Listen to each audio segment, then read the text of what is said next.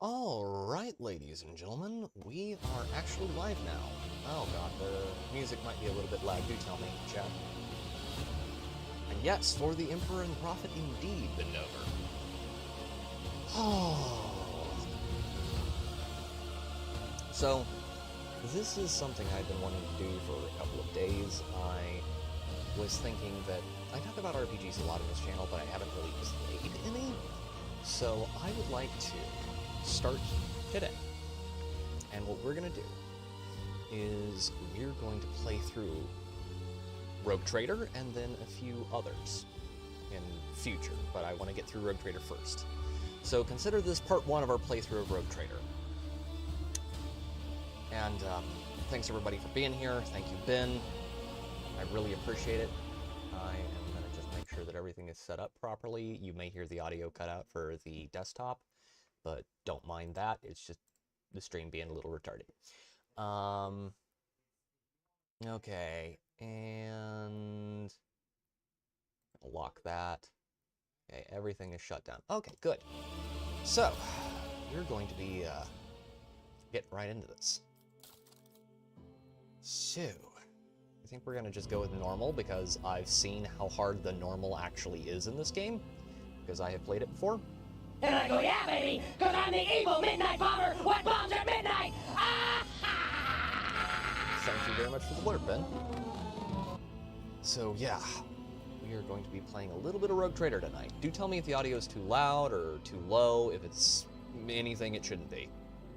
If we're good, good, but it should be set up right. And hopefully you can't hear people talking in the background. Yeah, custom character. Okay.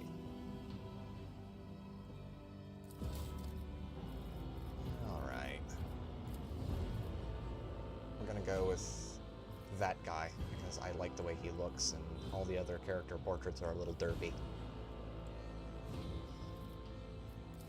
And face. Plus, he has fits the feel of the character I'm kind of thinking we'll go with tonight.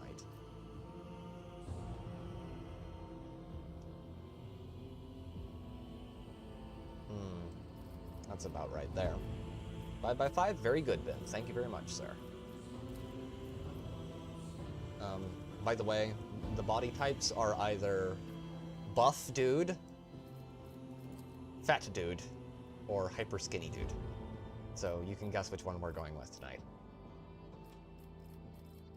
And we got a choice between standard McDefault, the slightly lighter standard McDefault. That one's barely noticeable. And then there's, you know, super dark standard McDefault. So there we go. But we're going to be going with just the probably default there. As for hair, we're going to give him something that doesn't look completely ridiculous. Hopefully.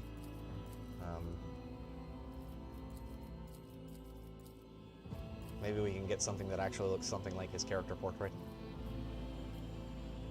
If I seem a little bit tired, it's because I am, and for that I apologize. I may not be in my highest form tonight, but we'll try to have fun anyway. I have been... Hey, NerdTex, how you doing, man? Good to see ya. We are starting our playthrough of Rogue Trader tonight. Eyebrows. Go with something sufficiently bushy. Perhaps even slightly grumpy.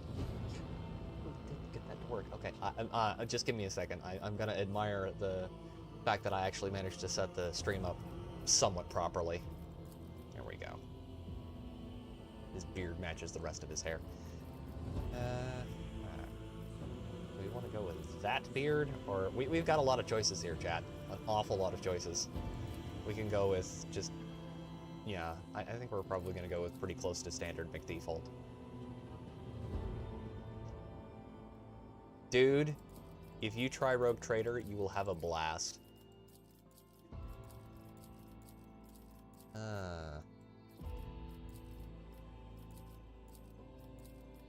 It is probably one of my favorite games of all time. Just as far as like RPGs. It is excellent. And if you want a jumping off point into 40K, it is superb. Because I think it does a very good job for people, whether you're a normie or you're, you know, an uber-duper lore geek like I am. Okay, tattoos. Do we want tattoos? We can have a Aquila or two. Yeah, we'll go Aquilas on each arm.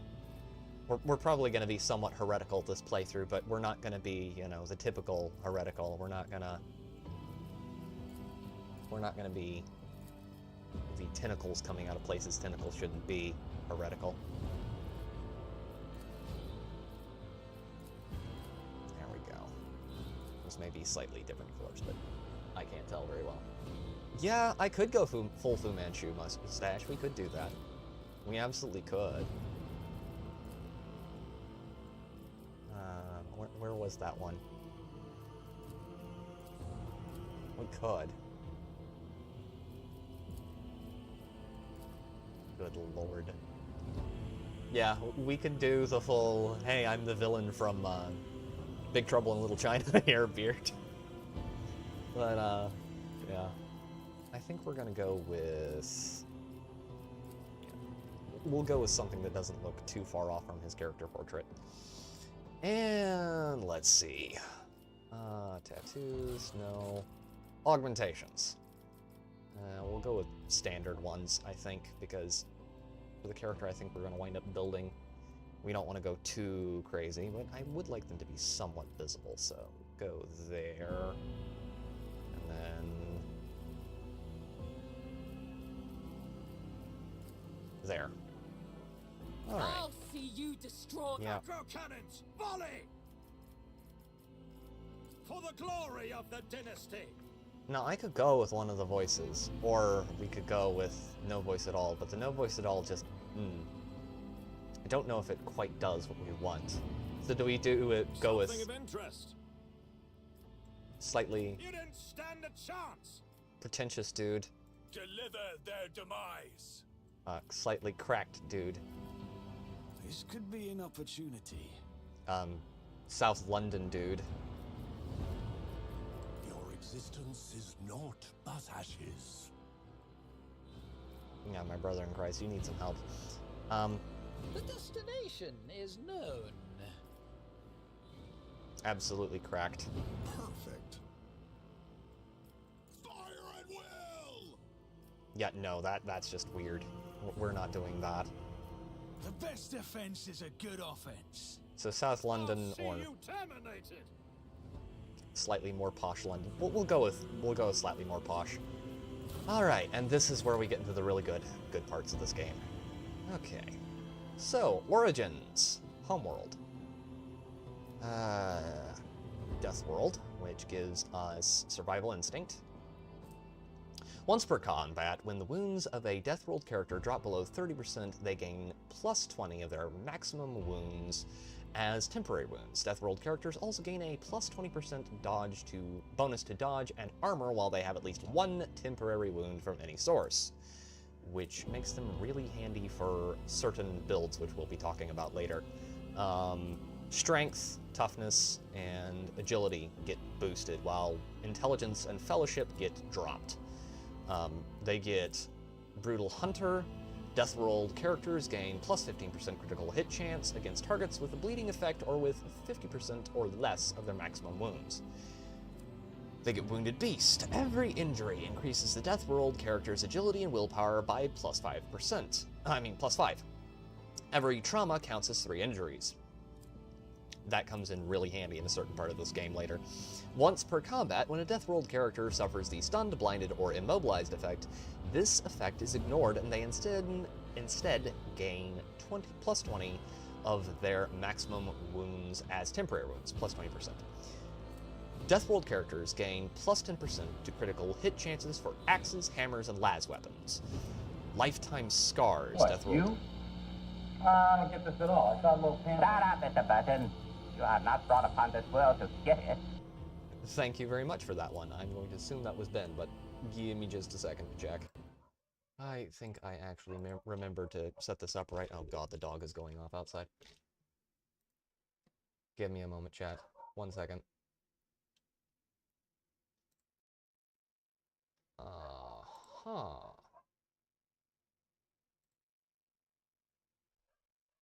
Okay. Thank you very much, Bendover. God, that is such a good movie. Okay. So that's Deathworld. Deathworld characters are basically really tough and not too bright. That's your general background. Voidborn, Fortune. A Voidborn character can reroll any failed attack, dodge, parry, characteristic, or skill test with a 20% chance of success. This chance cannot be greater than the base success chance of the roll. Additionally, any enemy dodge or parry against a Voidborn character has a 20% chance to fail after a successful roll. Lurkers represent indeed Aridale. Welcome. And yes, one of the things that prevents a lot of people from actually playing this game is they don't want to have to read this much. However, I am a reading machine, so I have no issues with that. The flesh is weak, but steel is stronger. Okay, so Voidborn characters get a plus to willpower and intelligence and a -5 to strength, and basically everything else is the same. So they're smart and they're tough of mind, but not very good at the whole being strong because they're born aboard spaceships. So yeah, artificial gravity is great, but it's usually not as good as real gravity. They get Bloody Mess. Anytime a Voidborn character scores a critical hit, there is a 10% chance to double the damage. Contagious Luck. Upon using a non-damaging ability on an ally, on any ally, grants that ally the ability to reroll any failed attack, dodge, parry, characteristic, or skill test with a 20% chance of success for 1 round. This chance cannot be greater than the base success chance of the roll. Using a non-damaging ability on an enemy grants them a 20% chance to fail a successful dodge or parry test against any character for 1 round. Jinx. While a Voidborn character has more than 50% all wounds, all chances of all creatures, including enemies, in a 3-cell radius are increased by 10%. While a Voidborn character has less than 50% wounds, all chances of all creatures, including enemies, in a 3-cell radius are decreased by 10%. Be smart. Anytime an ability or talent uses the Fellowship bonus, a Voidborn character can instead use the Intelligence bonus if it is higher. Additionally, Voidborn characters can always upgrade Intelligence even if their archetype does not allow it. Meaning, you can be smart even if you're playing as a warrior or something like that. Hive World, Strength in Numbers. Hive World characters gain a +1 Fellowship bonus, /2 resolve if there are 3 or more creatures, allies, or enemies in a 3-cell radius, yet they suffer a -2 penalty to resolve with no creatures around. In other words, this is what you want to do if you really want to be a buffer. If you don't want to be a buffer, Hive World might not be the best choice. They get a +5 to Fellowship and Agility with a -5 to Willpower, which means that they're going to be really good with people and getting around things, and not so good with the whole resisting demons thing, which is kind of important. Camaraderie. Hive World characters can pass Willpower resistance tests using their Fellowship value instead if the character's Fellowship is higher. Outnumber. If a Hive World character has melee superiority against the enemy, the effect is increased by +10. If an enemy has melee superiority against a Hive World character, the effect is decreased by -10. Helping Hand. If a Hive World character starts their turn adjacent to an ally character, that Hive World character gains +2 movement points. If a Hive World character ends their turn adjacent to allies, they all gain +2 movement points on their next turn. Meaning that they're really, really handy if you need to move people out of the way really quickly. Fresh Start. Hive World characters gain a +50% bonus to dodge against the first attack of opportunity every round, which can be really handy in some of the later fights when you have enemies that just spam that shit. Forged for a Purpose is Forged World characters. Forged for a Purpose gives you...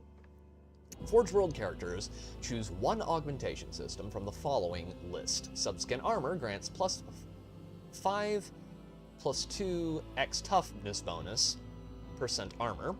Locomotion system grants a +agility bonus 2. plus 2 MP, and plus 2 agility bonus percent to dodge. Analytic system grants a plus 10 intelligence percent chance to critical hit, chance. You get a plus 5 to intelligence and toughness, minus to fellowship. In other words, you're really smart, but you're also autistic, and you're really strong. Pinnacle of Weaponry. The first attack in combat with any plasma, melter, or power weapon deals additional damage to int bonus. For the remainder of combat, the bonus damage is increased to int bonus plus 2. Fires of the Forge. Forge world characters gain plus toughness bonus deflection against the burning effect and flame weapons.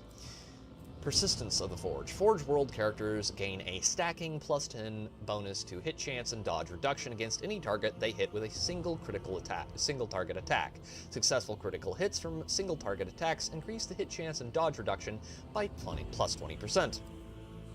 Calculated relations. Forge world characters can use persuasion, coercion, and commerce based on intelligence instead of fellowship, which is really useful.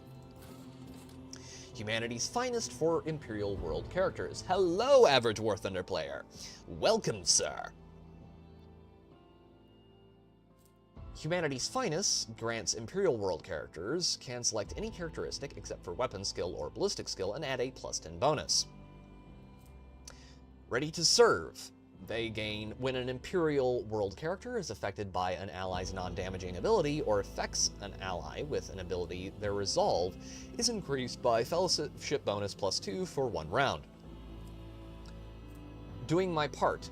If no other character in the current party has the same archetype as this character, the first archetype ability used in each combat by this character costs minus 1 AP.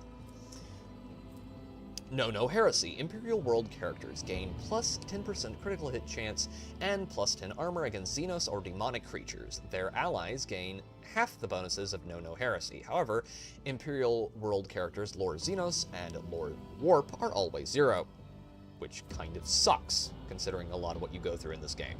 Stronger Together. All allies, excluding Xenos, in the current party gain plus 5 to the same characteristics as was chosen for Humanity's finest. Fortress World. Never stop shooting. Each time a Fortress World character kills an enemy, they gain plus 10 stacks of Never Stop Shooting.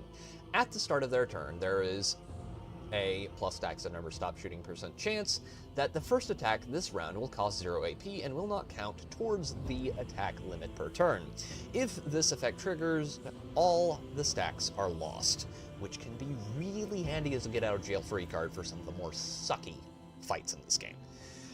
You get a plus 5 to Perception and Willpower and a minus 5 to Fellowship. In other words, you're really good at sussing things out and resisting demons and aliens, and you kind of suck at dealing with other people. So once again, he's good at dealing with aliens, demons, and fighting, but he probably is not going to be your best negotiator in the world. Combat Addict. Fortress World characters gain a plus 7 to Ballistic Skill, Perception, and Willpower while in combat, yet while out of combat, their Intelligence, Fellowship, Perception, and Willpower are decreased by minus 7. At the end of their turn, Fortress World characters gain stacks of Never Stop Shooting equal to half the minimal damage of the most damaging ranged weapon they used this round. Never Stop Believing. When all stacks of Never Stop Shooting should be lost, they become Willpower by 3 stacks instead. Additionally, a Fortress World character may upgrade their Willpower characteristic even if their current archetype does not allow it, which is very useful for certain things. Hail of Steel. Each round, Fortress World characters gain a stacking plus 1 bonus to dodge against ranged attacks for each shot they made during this round. Also, the ranged burst attack grants an additional plus 10 stacks of Never Stop Shooting. Spare Magazine. Fortress World characters first reload in combat costs 0 AP. Reloading a weapon grants an additional plus 10 stacks of Never Stop Shooting, which basically means that their entire build is going to be built around that particular ability, and that can be really handy for certain fights in this game. However, they're not your best negotiator, and you're a rogue trader. Negotiating is kind of important. Also, I suppose I should probably read the backgrounds on all of these worlds, since I've just been listing off modifiers the whole time. Give me a second, I'm going to drink this water real quick. Okay. So, Fortress worlds are planets where the entire populace is immersed in warfare. They constantly train for the day that they may be called upon to defend the Imperium. Not may, will. A charge they solemnly uphold. Fortress worlds are established as bulwarks against the enemy. Every citizen is a soldier, trained to fight from the moment they can handle a weapon. In Cadia's case, that means since the moment they can walk. An Imperial world is one of a million planets united by the belief in the immortal God Emperor. Hailing from hyper-technological societies to grimy feudal populations, the inhabitants of countless worlds offer fealty and devotion to the master of humanity and the Imperial creed espoused by his servants. The designation Imperial World encompasses a vast array of wholly dissimilar worlds that are, nevertheless, part of the Imperium. Basically, that means that's your catch-all planet. Forge worlds are the domain of the Adeptus Mechanicus, entire planets ceded to the demands of vast macro-industries. Each is a manufacturing supercomplex of unimaginable capacity and power. Over the millennia, different Forge worlds have become especially renowned for their philosophies or ways of war. These are often colored by the technologies they specialize in manufacturing. The bulk of a Forge world's population is utilized as a labor force, whilst the fortunate few may be... Thank you very much for the blurb, bend over.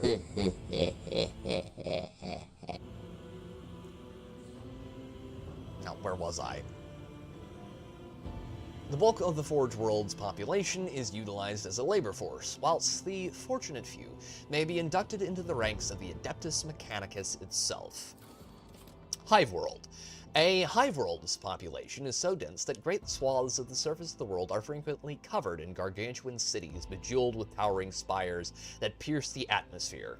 Hive worlds are vital to the welfare of the Imperium and are the beating heart of its economy and war machine. We go an elf wife route, right? Rez, possibly.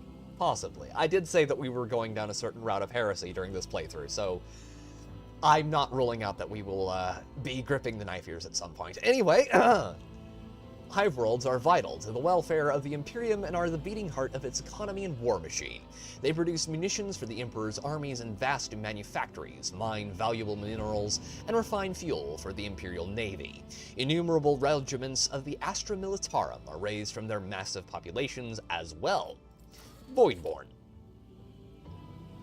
Voidborn are humans birthed in the belly of a void vessel or aboard an ancient orbital satellite.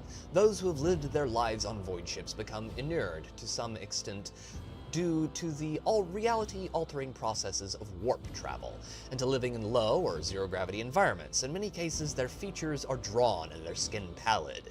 They may even have minor deformities or a strangeness to their speech, gait, or general appearance that sets them apart from others. And finally, Death Worlds. I understand completely and approve. Thank you very much, Rez. On Death Worlds, the plants, beasts, and sometimes even the environment itself take aggressive and destructive forms, inimical to human life. Whilst exceptionally difficult to colonize, many Death Worlds possess valuable resources that require an outpost or other human presence upon the planet's surface to harvest. Catachan. These harsh environments result in some of the hardiest and most resilient populations in the galaxy. Those tested and found wanting die young. The case on every single Death World is nearly that, hey, we're looking for a planet to colonize. This one looks fine, for more of it, lands. Oh shit, now we can't leave, and that's how you get most Death Worlds. Or they find... You have sullied your hands with filthy parchments of heresy, Guardsman. How do you please? Thank you very much for the Burt Blendover. God, that is the... Those are going to get a lot of use during this playthrough, I have a feeling. I'm leaning towards either going with a Forge World character, just because I haven't done that this playthrough, or possibly going with a Death World character.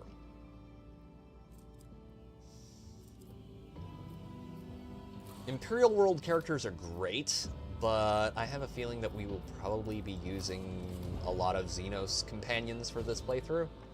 Kinda because I just want to. Also, I'm gonna try... The main goal of this playthrough is to make it to the end without having to kill too many of our wonderful companions. I say wonderful sarcastically, especially in the case of Adira, because she's fucking retarded. But we shall see.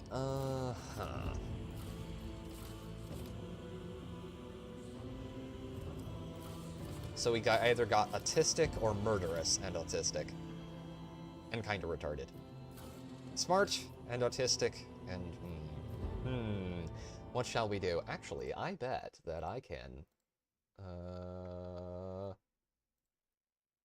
Let me see. Here we go.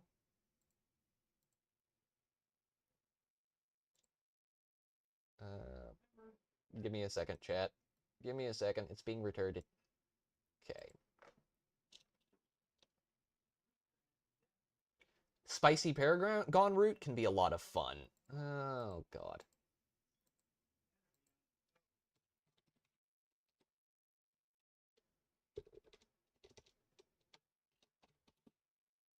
I'm gonna put this to chat. I may regret that.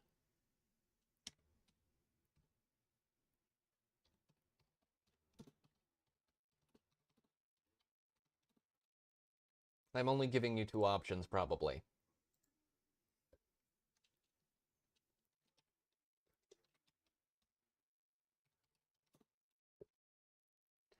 Death World.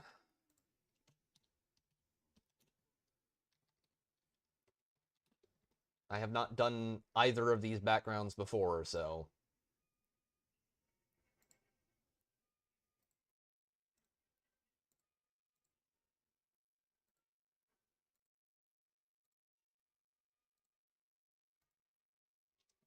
Okay, hopefully that actually worked. Okay, there you go, chat.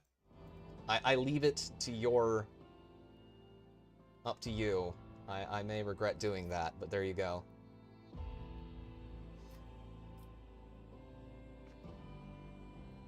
Throw in your votes. Let's see how well this goes.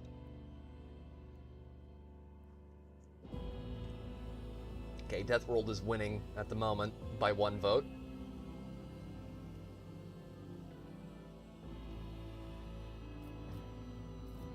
I'm trying not to do anything I've done before, so...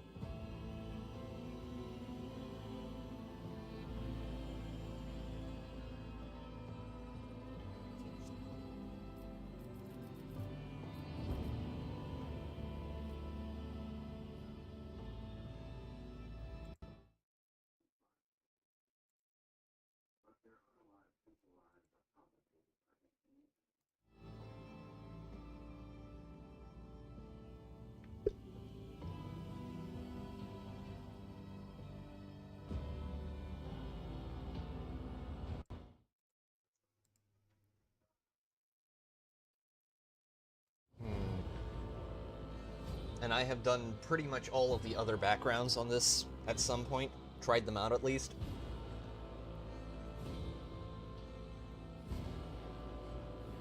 I'm feeling that glass of... Yes, it totally doesn't. Deathworlders tend to have actually really good senses of humor if you actually read the books. It's gallows humor, but that's usually the best kind. It's like good people who come out of Chicago or Detroit. They do exist. They do indeed. I've met many of them. You can probably count them on one hand, but they do exist. So I'm gonna leave that. I will leave that up for 5 more. Here, let me. I'm gonna leave that up for 5 more. For 5 minutes. I've got it. We've had it for 2 so far, so. I'm giving everyone a chance. If you would like to contest, you have 3 more minutes. But thus far, it looks like Death World is winning out.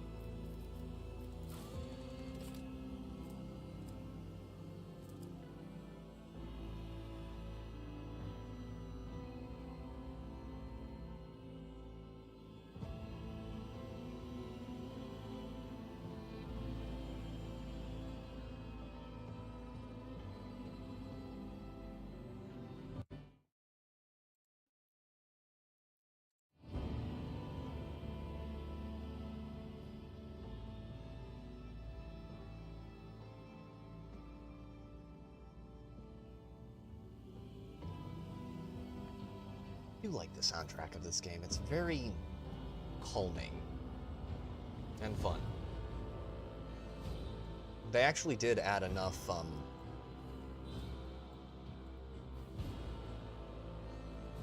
variation that it's actually really fun to listen to later on, because they actually hired someone who seems to have cared.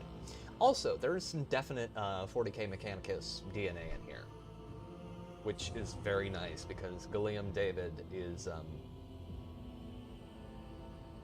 just absolutely amazing as a composer. As Democrats say, vote early, vote often. Yeah, Vin. Yeah, pretty much that. You got 2 more minutes, chat. There's only 2 votes down there, so there is a chance y'all could turn this around if you want to.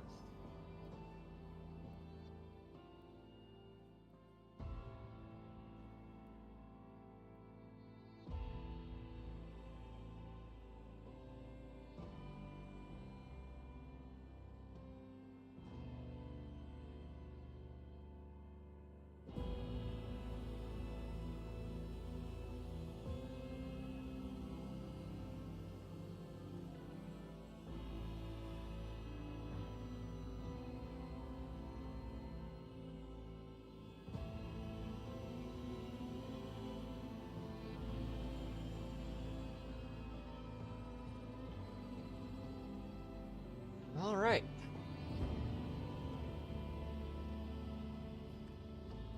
10, 9, 8, 7, 6, 5, 4, 3, 2, 1. All right. So, Deathworld it is then. Okay. Origin.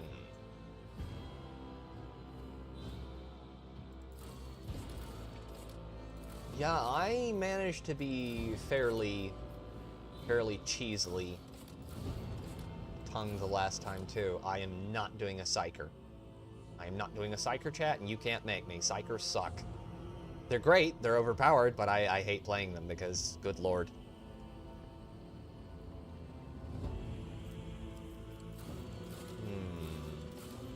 Feeling spicy. We could go... We could be Commissar Kane, but in space, and he does look good with that outfit and mustachio.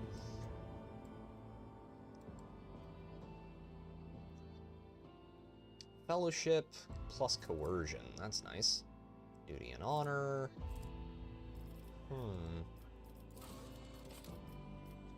Crime Lord. Be interesting too. I haven't done that yet.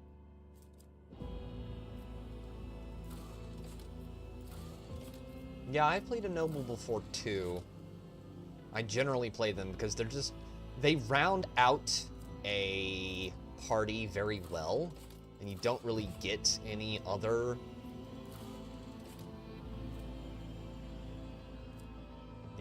characters with this ability set, which makes them really useful. Plus, this would probably make up for in bonuses what we've lost by picking a Deathworld as our origin.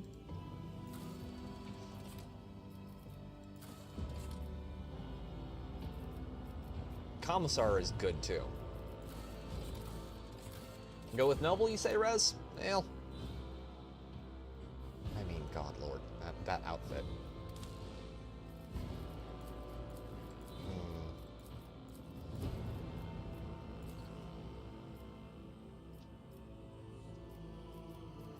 I have not played a Commissar before. We'll go with Noble, why not? It'll make the playthrough a little bit easier, probably. And they get a +5 to Intelligence, +5 to Fellowship, +5 to Coercion, +5 to Persuasion. They get a +5 to Fellowship as far as characteristic modifiers. Skill modifiers, they get a +10 to Persuasion, which is great. You do something. If a noble uses an ability on their servant, the servant gains 1 AP action point next turn. Does not stack with itself, sadly. You protect me. If the noble and the servant are adjacent to each other at the start of the noble's turn, they both gain temporary wounds equal to servant's toughness bonus or noble's fellowship bonus, which with Adelblard can be really, really busted. Depending on which, or noble's fellowship bonus, depending on which is higher. You go on. The noble's servant gains +2 movement points every turn, which is awesome, especially later on with a lot of the fights against the Drakari. If the servant kills the target that the noble dealt damage to last turn, the noble gains +1 AP next turn. You are next. If the servant has less than 30% maximum wounds, the noble can use You Serve Me once more in battle, designating a new servant and removing the effect from the previous one. The noble cannot designate a character who already was their servant this combat. So, also, I should probably read the background for this one. The high nobility of the Imperium are an enormously privileged and powerful elite, a breed apart from the common masses. They rule. You grew into adulthood upon a pedestal of affluence and grandeur that towered high above the common masses. You expected their obedience and lived upon the fruits of their toil. Surrender to your family in solemn fealty. Because that's kind of the way monarchies work. So, we get Apex of Brilliance, which is basically, this is your triumph section. This is what you did that made you notable. Your strong presence and persuasiveness stopped a feudal war between neighboring systems. You get a +5 to Persuasion. Hail, Davyverse, welcome! Between feudal fightings between a feudal system war, you get a +5 to Persuasion. We are, for the moment. Commerce, we get a +5. If we go with Illustrious Glory, you were named Planetary Governor and survived, having made useful connections on both sides of the law. Coercion. Feat of Greatness. You had a rival noble house reputation destroyed and its members exiled from the sector. Coercion +5. Commerce, Persuasion, or Coercion?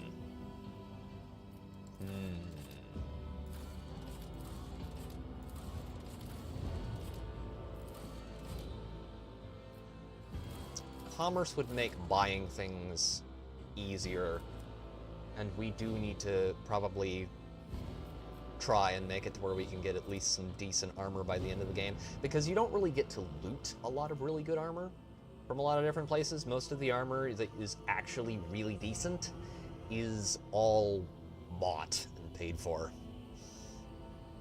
Usually through upgrading colonies. Commerce can be upgraded through other things, though. Persuasion. Persuasion is also really handy, especially when you're dealing with the Inquisition or that friggin', I won't spoil it. We already have a lot of Persuasion, though. I'm gonna go with Commerce, just because I like having... And now this is the other part of your background, and this is the opposite of what we were just doing. This is your biggest fuck-up. The mysterious tome that you discovered in your family's library exacted a terrible toll on your mind, Grim Portents. That gives you a -5 to Lore Warp. Brand of Shame.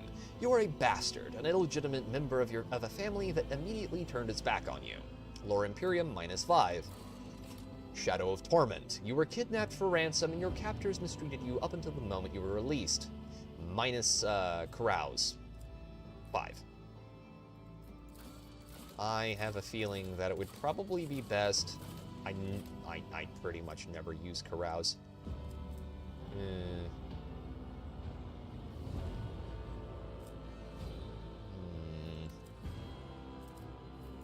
Then again, I'm not gonna be a psyker, so... we can probably withstand losing Lore Warp.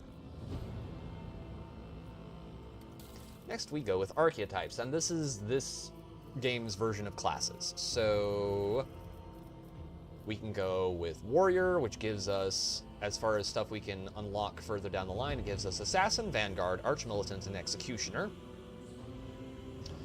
We can pick officer, which gives us vanguard, master tactician, grand strategist, operative, assassin, bounty hunter, grand strategist, or executioner. Soldier gives us archmilitant, bounty hunter, and master tactician, or blade dancer, which gives us assassin, master tactician, archmilitant, and executioner. And lastly, exemplar, which is basically just buffing all of those previous classes.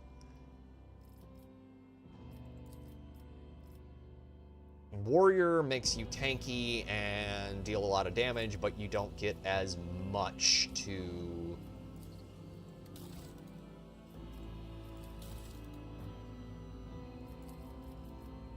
your other skills, your outside of combat skills. Operative is probably one of the best classes in the game, in my opinion. And officer's really good too, but operative gives you access to an awful lot of classes that you can try out, and I have a feeling that if we play this right, we could make an absolutely wicked executioner with this character we've created. Blade Dancer's not terrible, but I don't like a lot of the bladed weapons in this game.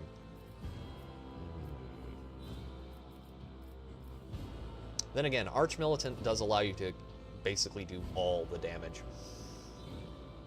As far as just upfront damage, it's probably one of the best classes in the game.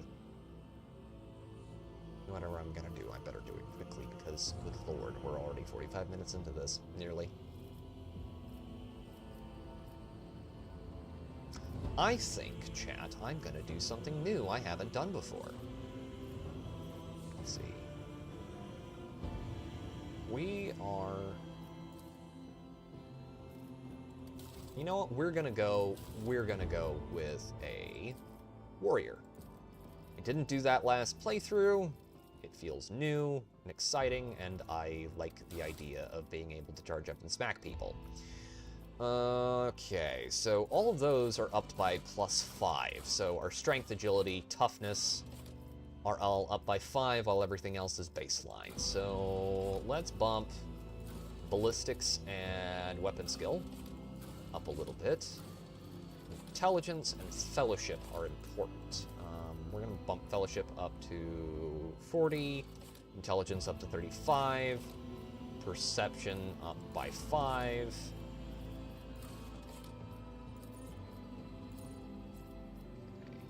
That should be good. Willpower is low, but we can fix that first time we level. We've got fairly good stats all across the board. That means that we should be able to use all of these abilities. Tech use is 35. Coercion and commerce are both 45, so we've got a lot of good out of combat abilities. That's nice. Because being out of combat is most of this game, and you're going to want to have a good ability to deal with people, because you are going to be a rogue trader, and, well...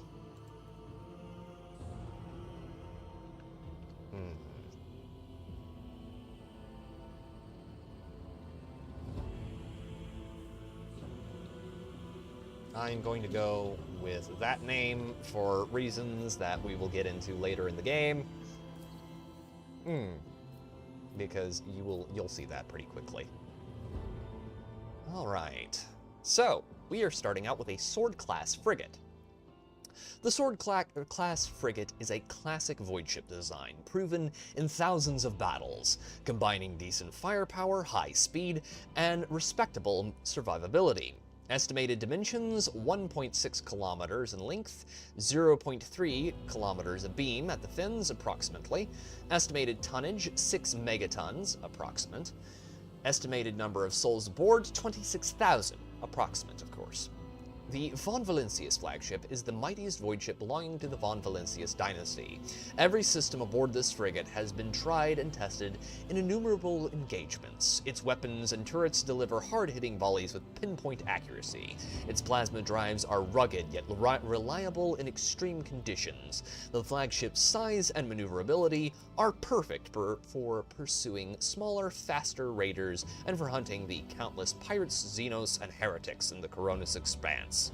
Numerous Von Valancius rogue traders have acknowledged the exceptional performance of this vessel, and with a few minor updates, the flagship has continued to faithfully serve the Von Valancius dynasty. And our result is... yeah, we're changing that name. There's no way in... yeah, no. We're not going to be Ignatius. We could try re-rolling a little bit, just to see what we get given. Good lord, why are these all, like... these are all Amish names. What is the matter with you? By Amish, I mean faintly German. Alright.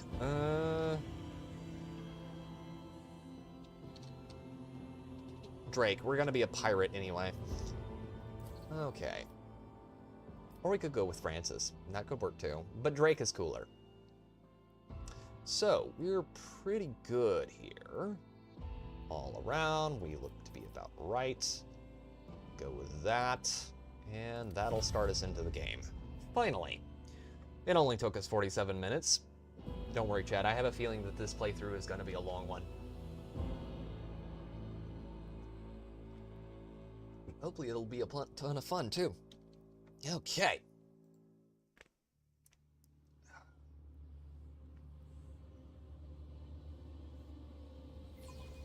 And thankfully, the load times are fairly short.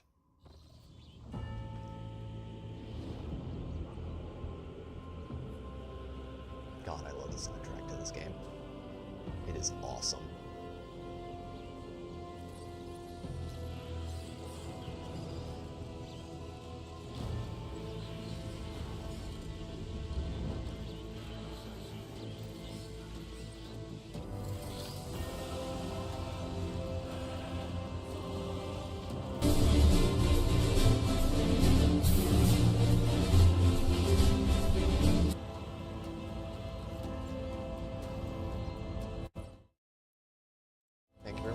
Ben? An excellent place for contemplation. One has the best view of the cathedral from here. Mesmerizing, wouldn't you say? An impeccable manifestation of the God Emperor's sublimity. Kunrad Voitvir. The man who has approached you is gazing down into the depths of the vast temple on one of the lower decks. He's not my favorite character in this game, for reasons which we will see shortly. So we can go with one of several choices here, but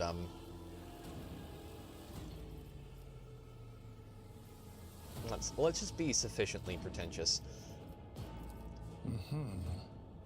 That is the purpose of all temples to the God Emperor, to inspire awe and reverence. For it is the duty of his servants to persevere in their tireless service until they are presented with a chance to give their very life for the master of humanity.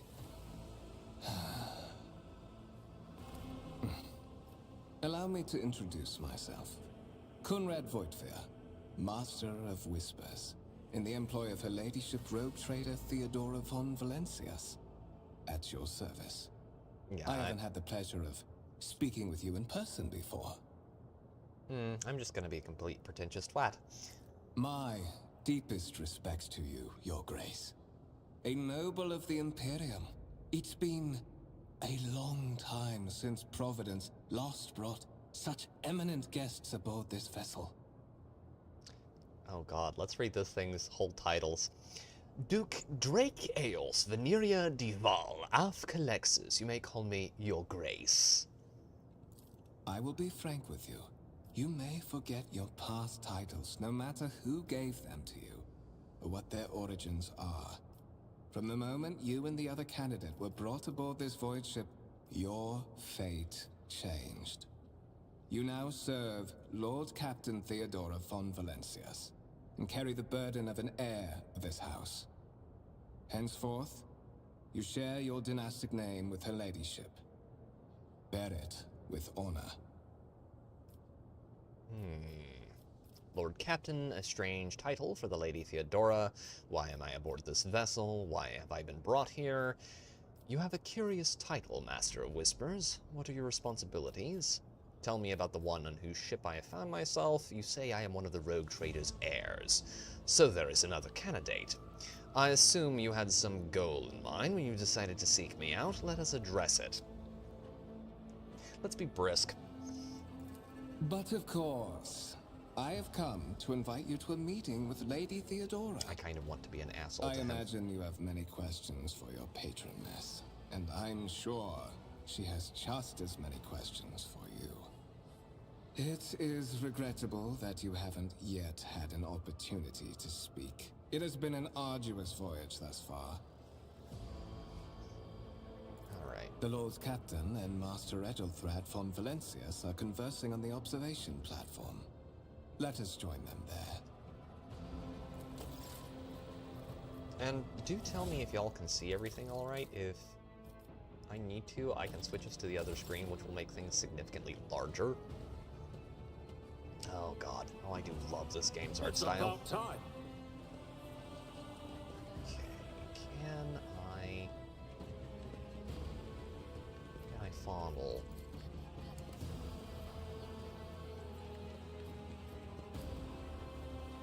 The sacred mechanism has been interfered with without the due reverence. The duration of the data processing cycle has tripled. Incomprehensible information is displayed on a large screen above the cogitators. You can make out reference to unfamiliar systems and worlds among the numbers and logisticar symbols. Victory awaits. Okay. Alright. That didn't work out the last time I tried to fuck around with that either.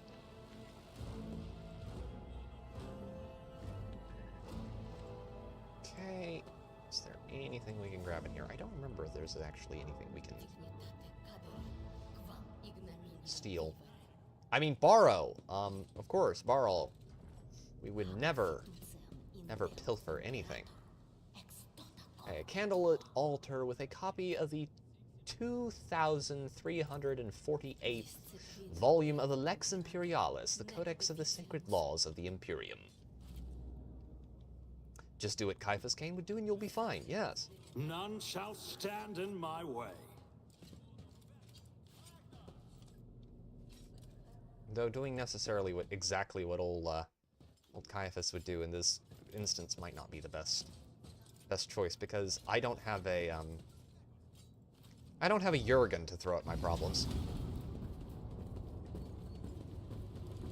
One of the von Valencius trophy rooms. And we don't have a Perhaps you would multi-melta like yet. to take a look around after your audience with the Lord Captain.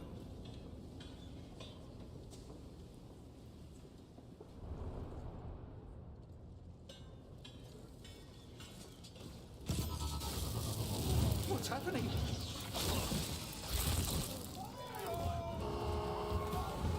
Run! The servitors have gone berserk!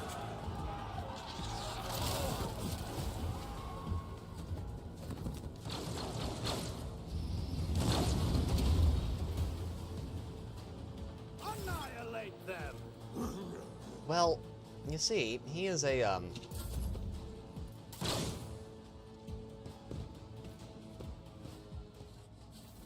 he's a rogue trader with near limitless resources. If anyone can make that happen, he can.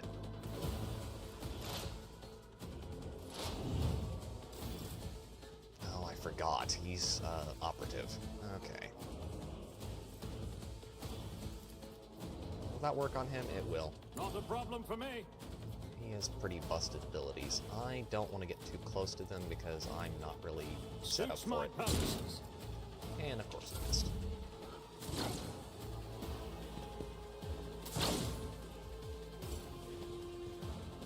Oh no! What happened? What happened? Oh no, how terrible! That's just awful! How terrible! Oh no! Thank you very much for the blurb. Okay, let's get out of where we're shooting directly at him. Nothing I can't do.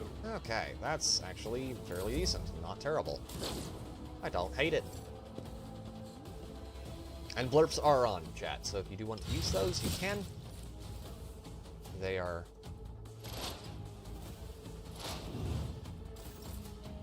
free with the universal extension. Suits my If you do purposes. so choose. If you don't, that's fine too. Oh. Please tell me he dodges that. Yep. I forgot how busted he is. Thankfully, the servitors are all kind of dense. Nice. Let's... Already done. There we go. 5.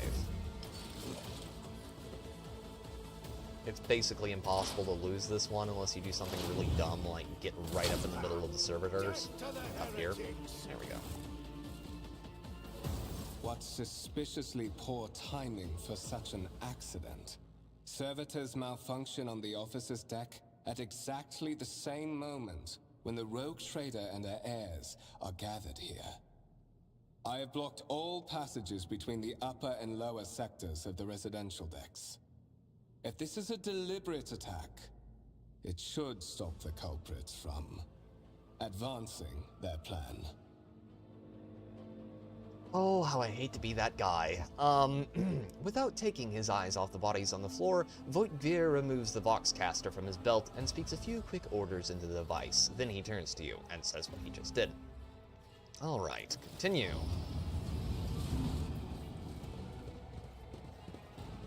That's one of the more interesting things, actually. Like, how far advanced is the Magos I'm and afraid Biologus? And I must remain here. For Lady Theodora's safety, I have to oversee the execution of these orders personally. I hope you will have no difficulty reaching the observation platform on your own. It is just at the end of this corridor. no, we won't have a problem with that at all. Can I pick up a... Oh, yeah, you don't get any loot until... The wires in the servitor's head are still smoldering. It would seem the cause of this malfunction was the short-circuiting of the motive force. This is a Tarantula-class sentry gun, constructed with the blessing of the Adeptus Mechanicus, using a standard template construct in the manufactorums of Kiavagama. This is a Lehman Russ battle tank, reclaimed and restored by the grace of the God Emperor, the first to breach the capital walls during the pacification of Vortiz Chaton. I won't tolerate weakness. We're not going to go look at all the rocks. Okay. There isn't anywhere we can loot in here, so... Like, could the Magos Biologus technically make that possible? We do know that, old Malkador managed to shove an Eldar into a human body at one point. That's interesting. Funny little fellow that he is. Malkador was a Follow my lead. odd dude with odd tastes. Though in that case, he only wanted him for companionship. Pinky promises. That is simply irrational, Lady Theodora. Assimilation into the trade structure would be political and economic suicide. Practically an admission of heresy. Says the man dressed in peculiar garb, his face tight with tension. His voice tight with tension, his face, half of which is covered by sin skin, is twisted in a grimace of displeasure and disbelief. That's Edelthrad, our competitor. Then suggest an alternative that will satisfy me. I have described the situation. No worse than my seneschal could have done. Make a decision. What will you do with Ion 6, Edelthrad? Survey the room, listen in silence, or I'm here to speak with the Lord Captain.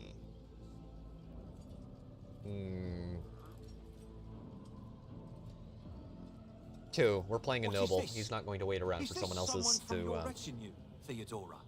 Do you permit your people to interrupt your conversations in such a fashion? I give that permission to those with something of substance to say. Let us see if it was worth it. Indeed, Rez, she This does. is the second candidate for the title of my successor. Step forward. Consider this hypothetical situation. Ion 6. A new world on the fringes of the Coronis expanse. High seismic activity, regular magma eruptions, metamorphic rock deposits, prospects for large-scale mining. The world is populated by natives who worship some heretical underworld spirits that protect those who offer them sacrifices. Flights of fancy, you might say, but attempts to install ore extractors have failed for the second time. The mining crews sent to the planet's surface simply vanished overnight. My question to you is, what would you do with this poisoned treasure?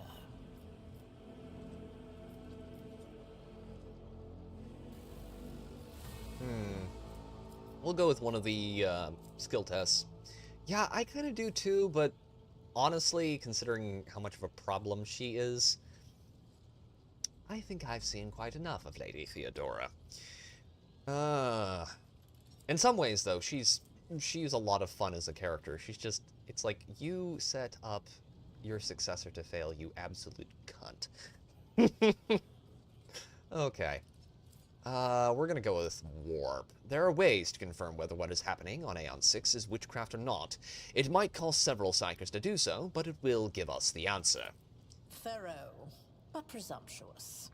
It took me a great deal to find one psyker who could serve me well for many years. Yet you speak of several.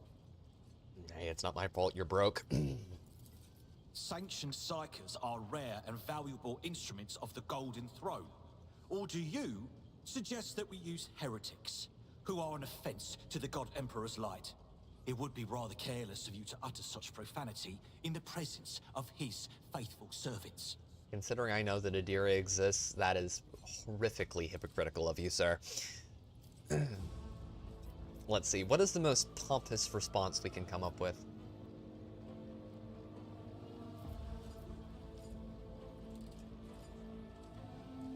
Oh, this is great. I find your tone most disagreeable, Edelthrad. You will kindly alter the manner in which you address me, or else you will live to regret the consequences. Well, I find your company disagreeable, and yet I'm forced to endure such.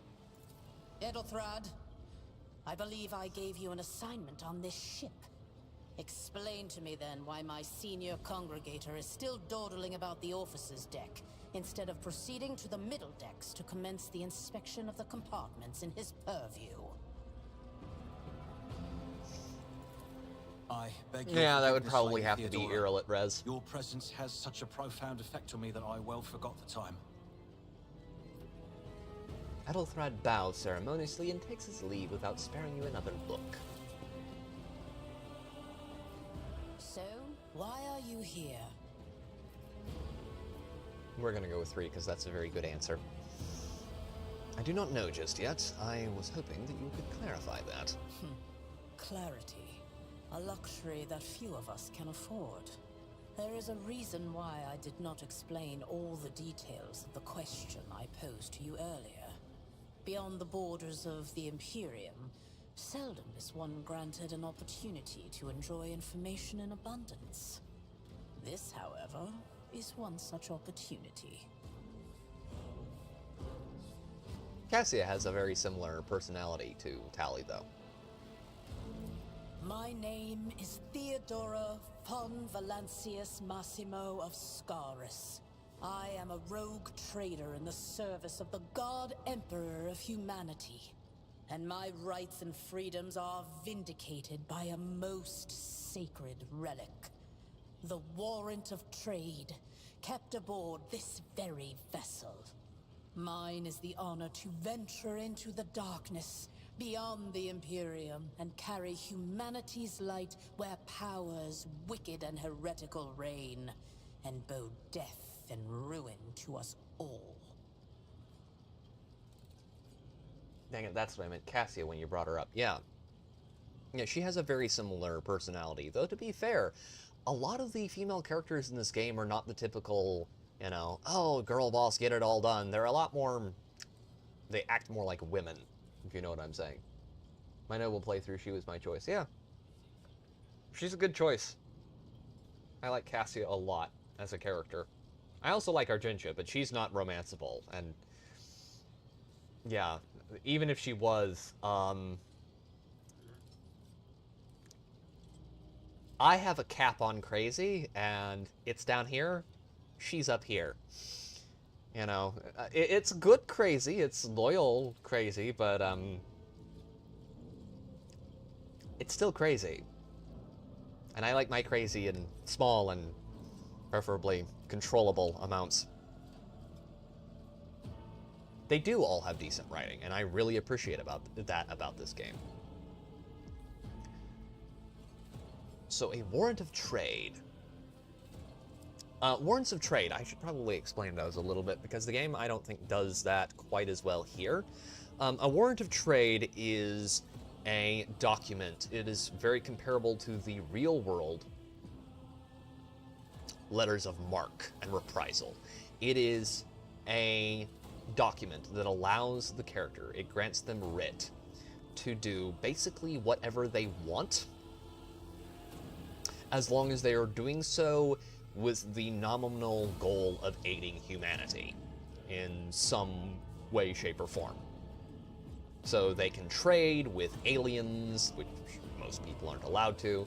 They can deal with conquering planets. They can commandeer massive resources. They can do pretty much whatever they want. They're granted carte blanche. However, what comes with that is they also have a responsibility to those worlds and whatever else that they take into their possession as a holding. So they're really handy to have,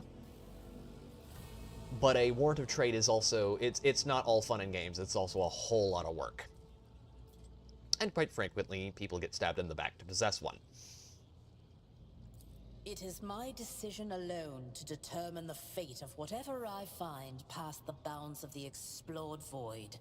Every world I discover, along with all there Quite is true, to but find we'll get into that thereon. later. Resources, people, riches, and mysteries is mine by right. I command millions of lives, rule over numerous planets, and possess fortunes that no planetary governor or commander could dream of amassing.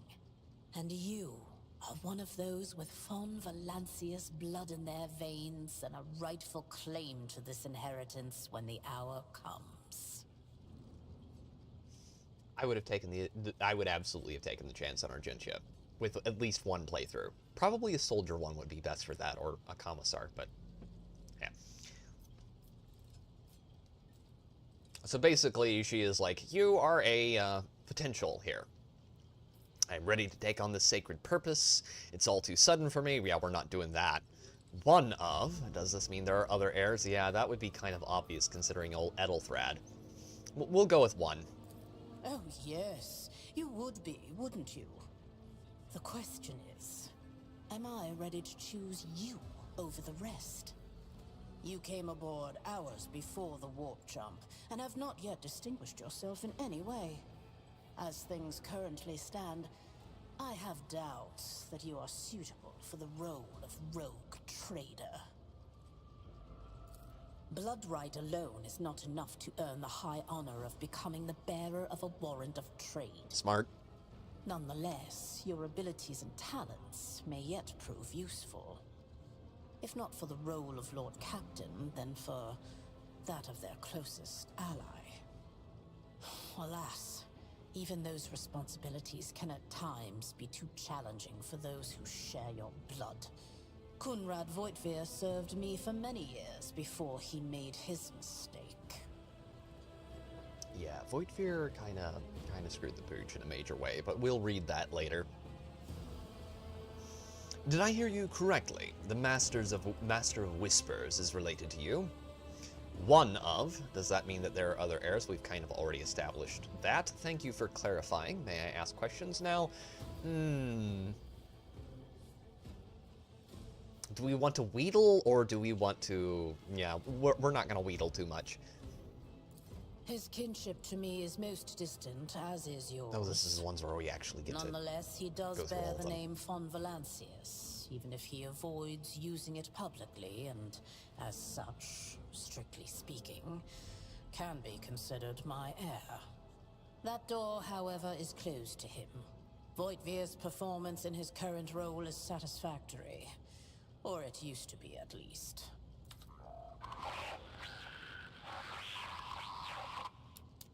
I have some time before the Navigator gives the signal to initiate the Void ship's translation out of the warp, and my presence is required on the bridge. God, I love that old ham radio sound. An incident took place on the officer's deck. Some servitors went berserk and attacked the crew. We'll go with that one, Is that because so? he would probably already know Perhaps about the technomats were careless during maintenance. Or it could be the warp playing tricks on navigators us and in what's spite not. of the Gellerfield. He is Or a noble after all. there is something to all the stories about the ship being possessed after all. Lady Theodora, for the God Emperor's sake, God, I love him. surely you do not intend to start repeating idle rumors spread about by uneducated riffraff. Abelard is an awesome character, and I love him so much. He's just great. Enough, Abelard. Such hearsay amuses me. Idira eagerly retells me everything she learns from the whispers of her unseen advisors. This ship is thousands of years old. It has enough hidden nooks, malfunctioning cogitators, and unused compartments to make ignorant folks speak of specters dwelling inside the bulkheads and plotting against those who yet live.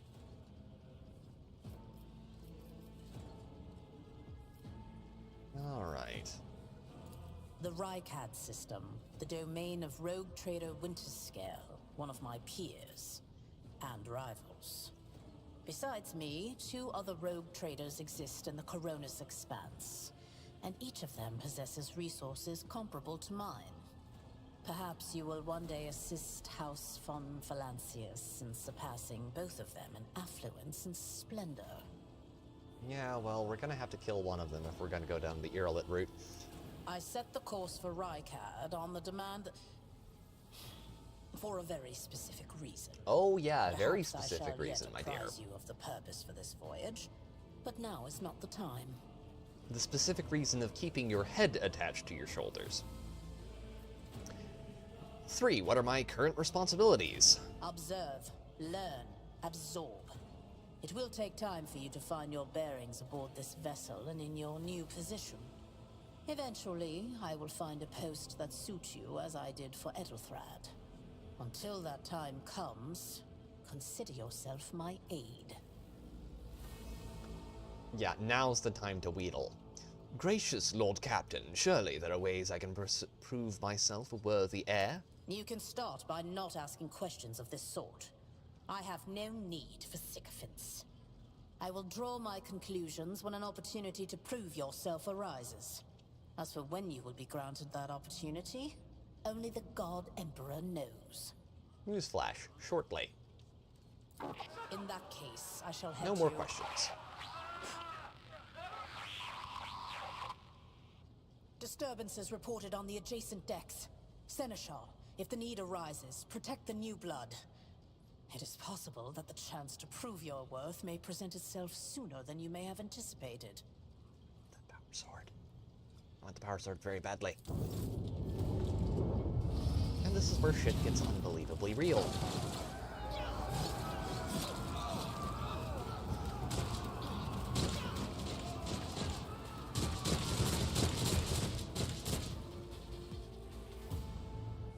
Alright. I won't heed your cries of mercy. You'll make a suitable sacrifice. Look out! Oh yeah, she starts out with a plasma pistol. I took care of this one. Ooh. Good positioning there. Reduced to dust. Stay vigilant. Oof. Melta is an awesome weapon. Anyone who says otherwise is lying to you. I've suffered worse.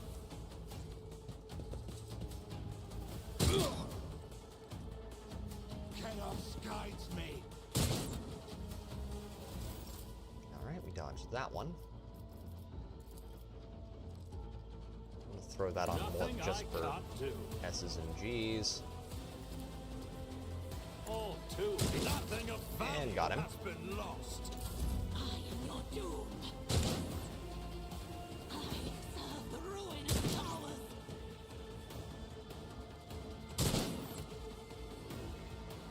I bring ruin.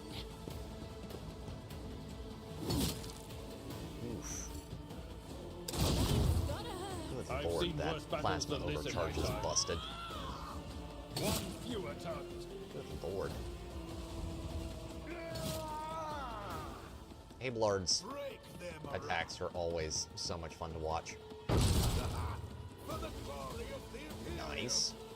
Crush the feeble. Reduced to And dust. he's toast. Okay. We're gonna move over here, where we're practically point blank with him, and Nothing I can't do. missed. I can handle this. Sure you can, my dear. Alright.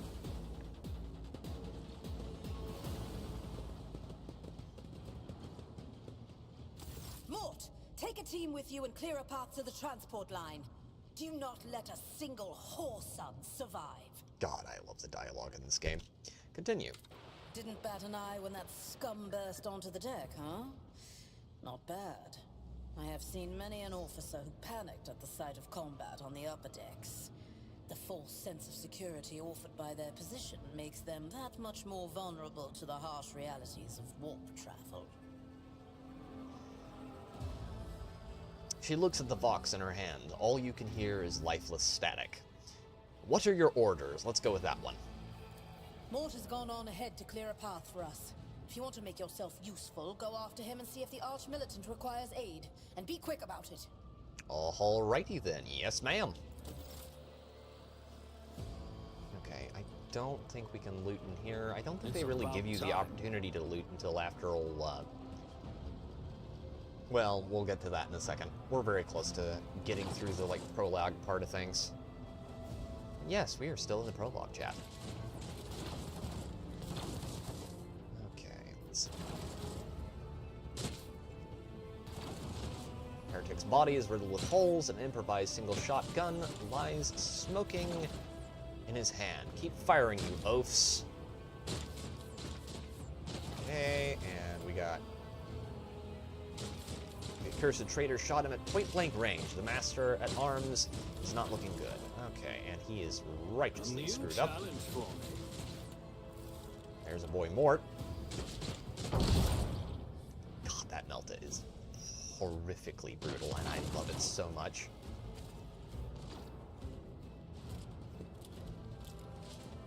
Big old feckin' plasma rifle.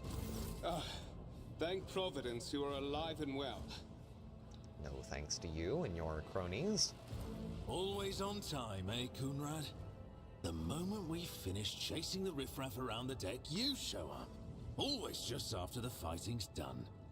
You could set your chrono by it. Methinks that good man Mort has a certain suspicion of our dear Master of Whispers.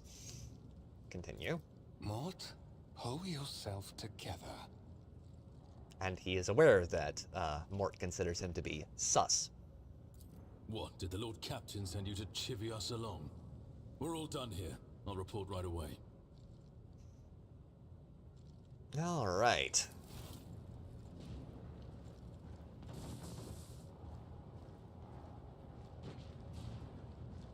Master of Whispers, what is happening on my ship?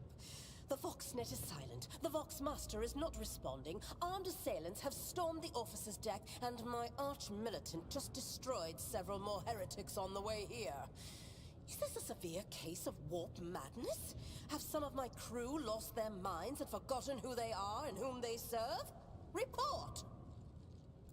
I have not yet received word from the Engineerium regarding any Gellerfield failures, but communications were already unstable half an hour ago, and now they have ceased altogether. Whatever the cause may be, the consequences are spreading fast. I am receiving scattered reports from the middle decks, and the only Voxcasts from the lower bays are one-way heretical gibberish. That the madmen have already reached the officer's deck suggests that this outrage was planned in advance. Perhaps this is an organized mutiny.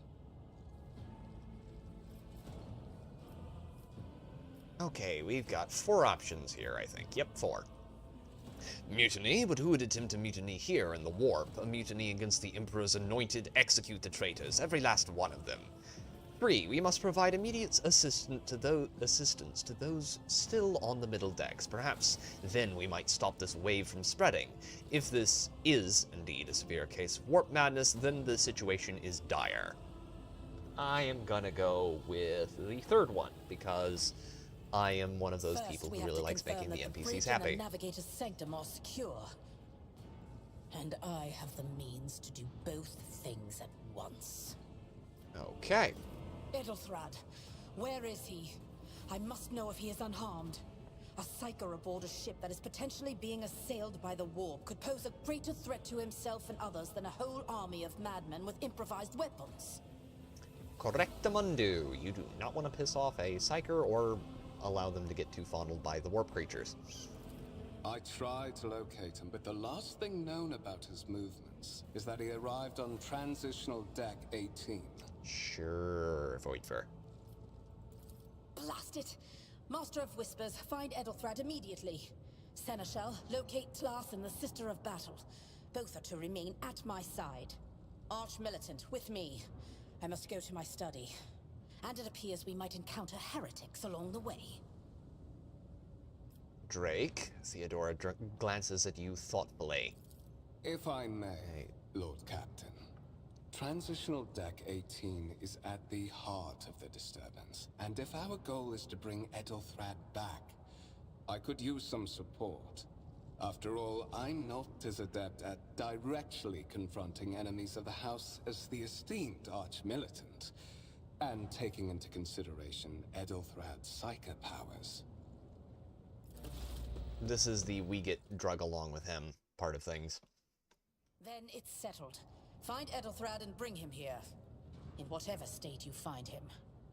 This elevator leads to restricted compartments such as my personal chambers and the bridge. Do not let me down. I require you both. Do you understand?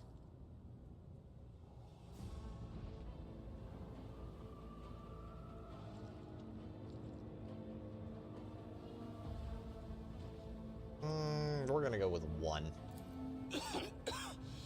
We're in the warp.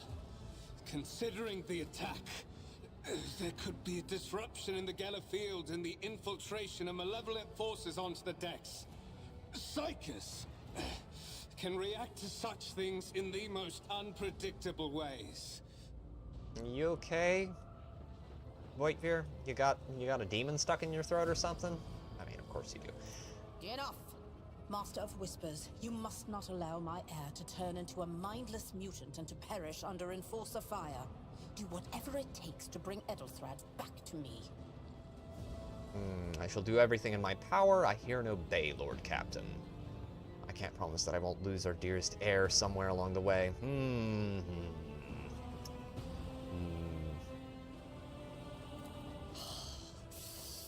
Not everything in your power.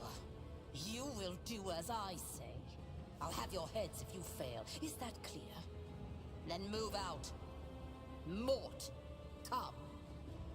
I love how she calls him like a puppy dog. And you're not going to be having anyone's heads too soon. But we won't go into that. Yeah, I found out what actually happened to her in my main playthrough that I did for the review, and yeah. That was a plot twist and a half.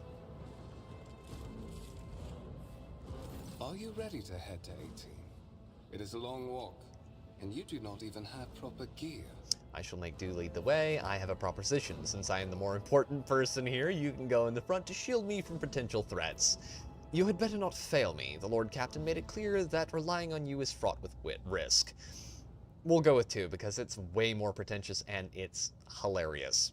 I have a proposition. Since I am the most important person here, you can go in the front to shield me from potential threats. Oh, certainly. Lady Theodora would be devastated if she were to lose one of her precious heirs. But that is no longer relevant. Alright, there we go. And we're out. I promised you a special destiny, Drake. It is time to fulfill it.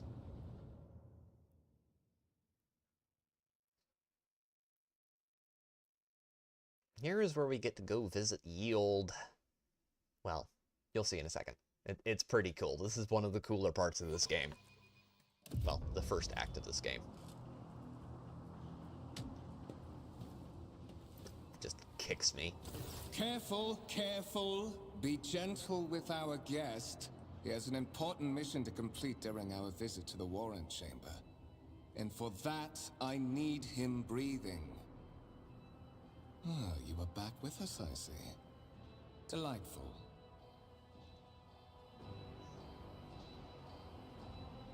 Voitvir, you two-faced scum. You are the one behind this. How perceptive of you. Mayhem. I'll help you with the next insight. I need you here for your blood. You have the option to share it voluntarily, or I will squeeze it out of you myself. We are in the anteroom of the Warren Chamber, this void ship's most hallowed vault.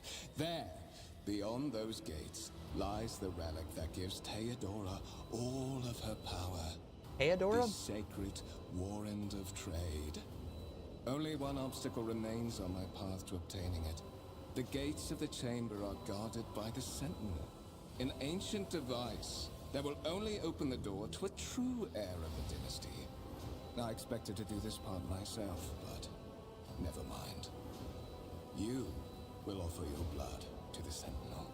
Okay, we've got 5 options here. Why are you doing this? What is it, inbred? Is your blood too thin for the Sentinel? I have no intention of helping you. I will help you as long as you spare my life. Yeah, we're not doing that one. 5. Will you let me join you? We can take the warrant from Theodora together. We're gonna go with 2 because it's the funniest. What is it, inbred? Is your blood too thin for the Sentinel? On the contrary, the Warp's blessing has raised me too much above your kind, Fon Valencius. The Sentinel refused to submit to me. But you can help. After all, isn't that what family is for? Wrong. Oh, sweetheart. Coercion succeeded. Ooh, I like that one. Coercion succeeded. What sorry, pathetic excuse do you even have for your apostasy, you sordid, wretched piece of grok shit? 2, why are you doing this? I have no intention of helping you, is 3. 4, I will help you as long as you spare my life. Once again, wheedling, we will not be doing that. Will you let me join you? We can take the warrant from Theodora together, is 5. Yeah, we're doing 1 because it's funny. And I like it. And I like being rude to this tart hamster. So, we're going to be doing 1. What sorry, pathetic excuse do you even have for your apostasy, you sordid, wretched piece of grok shit? Wretched? What do you know about wretchedness? Theodora's cur. Oh, he man. Are you hoping to buy a grain of her indulgence with your blind loyalty? Oh, I know this delusion. But thank the gods it no longer has power over me. Humanity can rot. I no longer serve mortal kind. I do like how the voice actor modulated his voice like that. It's very good. Once my work is done, I'll make that pompous wench Fon Valencius watch as I sacrifice her entire dynasty and commit their fate to the gods. And you will be the instrument by which I will accomplish this righteous act. Yeah, I think you got your words mixed up there, buddy. I think the one you're looking for is perverse. Righteous seems a little bit, off color. The blade flashes in the dim light, and drops of blood appear on your palm. For a brief moment, you feel nauseous. Your head is spinning, and then quiet whispers begin to flood your mind. More and more sourceless voices echo each other, drowning out your own thoughts, replacing them with a singular urge. Go to the gate. Go to the gate. Go to the gate. And we are given 3 options here. Fight the voice in your head. Get out. I am not your puppet. I will do as you require, but I will find a way to make you pay for this, you filth. Or enough threats. I will comply with your demands. We're gonna go with 1, because despite our main character here being a pretentious noble, he is a rather strong-willed fellow. The voices in your head giggle and mock your desperate outcry. You feel this intruding influence forcing you onto your feet and making you take a step towards the gates looming in the center of the chamber.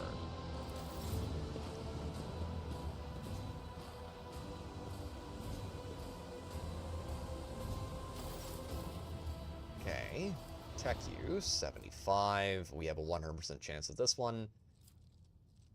Look back, look for anything that will be used as a weapon. We're going to go with tech use.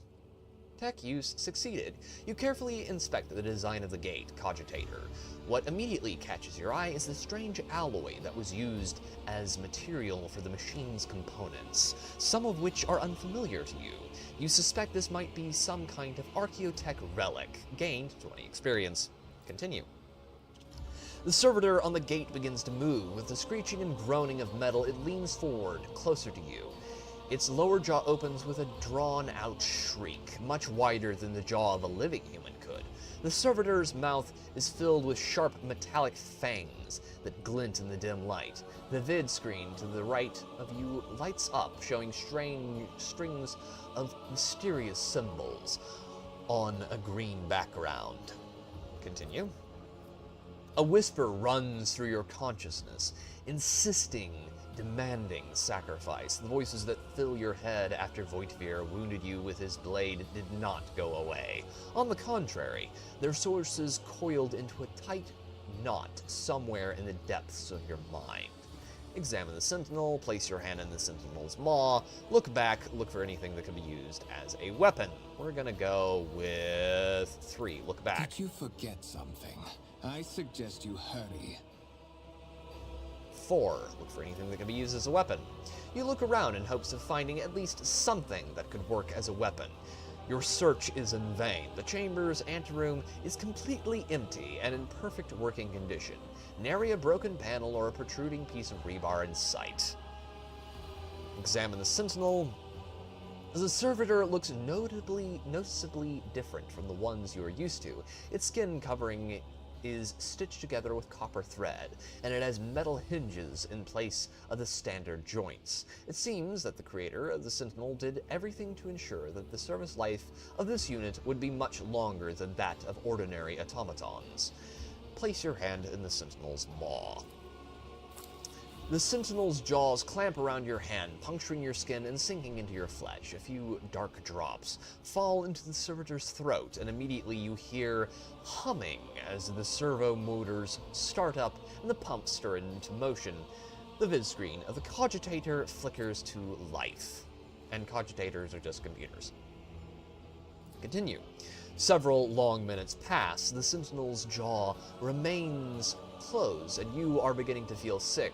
Perhaps if you were to lean against the gate, you would catch your breath, maybe even close your eyes and pretend none of this ever Continue. High levels of caustic humus. The subject is in a state of heightened stress. Do you require assistance? And there's the line. You do not understand where this quiet voice is coming from, crackling like static. Is it the Sentinel, the Cogitator? Is it a fragment of your weary mind? Figment of your weary mind. Whichever it is, you clearly hear every word. Who is this? Yes, I do require assistance. I suppose this is the onset of the warp madness they warned me about. I must have lost my mind. We're gonna go with 2. Yes, I do require assistance. Pain shoots through your head and subsides just as quickly. It would seem the entity coiled in your consciousness does not have the ability to do you any real harm. Continue. Request accepted. Initiating defense protocol. Based.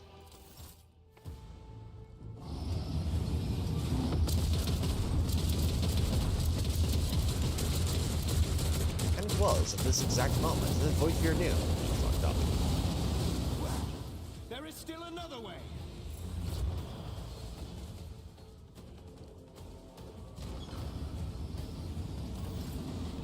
Check the warrant chamber. The enormous gates match the importance of the thing they protect. The massive doors are made of heavy metal and look impregnable. I'll lay claim to the stars. And there it is. A warrant of trade, ladies and gentlemen.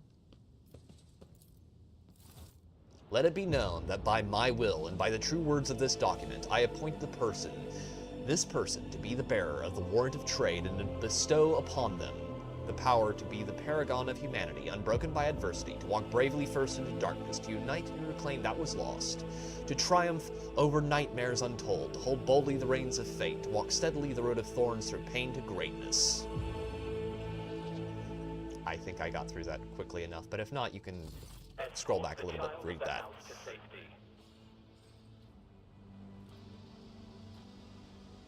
The servo's skulls creaking gradually turns into comprehensible words. Escort the child of the house to safety. 3 options are presented here. What madness is happening to me? Who are you? Who addresses me? I need to contact someone, preferably Theodora. I need a weapon. I am utterly defenseless. I need to contact someone, preferably Theodora. Disrupted. Initiating setup. Establishing connection.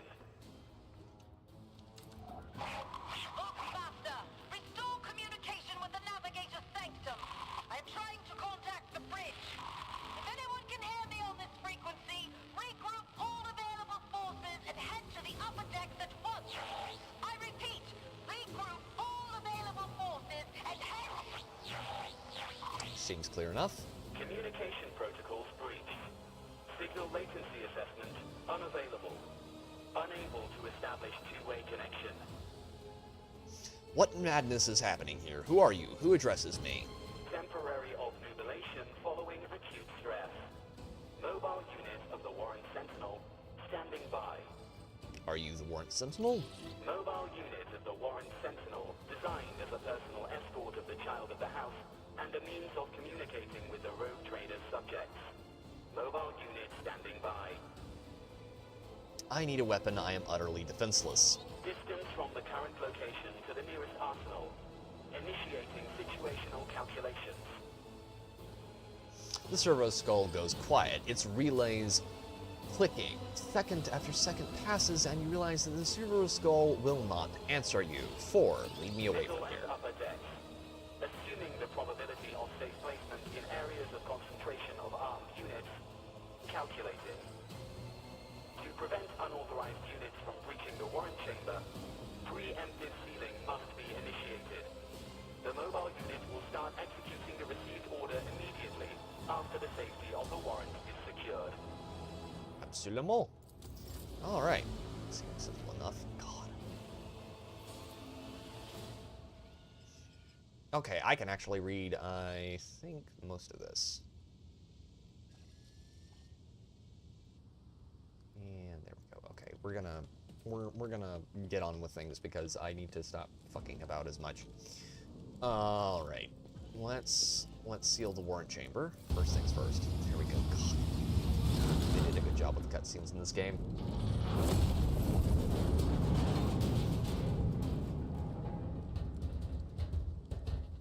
Well, that is sucktastic.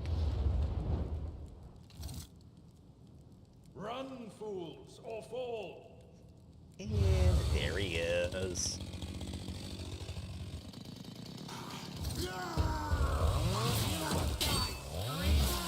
Ooh. God, I love chainswords. Abelard, you absolute shit. Master! Whatever are you doing in the warrant chamber? How did you... Throne preserve me, what is the meaning of this? Conrad Voitvier is a traitor. When we parted ways on the officer's deck, he stunned me somehow and brought me here. How did you find me? Are you with that traitor Voitvier? Seneschal Abelard Wiserian has lost some of his former polish. His forehead is sweating, and one of the sleeves of his coat is torn and soaked through with blood. Nevertheless, despite his heavy breathing, he stands firm and his gaze is demanding, albeit somewhat surprised. He surveys the carnage around him. His brow furrows, and he places a hand on his weapon. We're gonna go with 1. Conrad Voitvier is a traitor. When we parted ways on the officer's deck, he stunned me somehow and brought me here. What? He intended to take revenge on Theodora for something and tried to reach the warrant. And trying to reach the warrant was somehow part of that plan. He is clearly serving the unholy gods of the warp. We'll go with 2. Serving the gods of the war? Kunrad is a heretic. Oh, Voidfear, you void rat. God, I love this just casual racism. And this mutiny is likewise his doing, no doubt.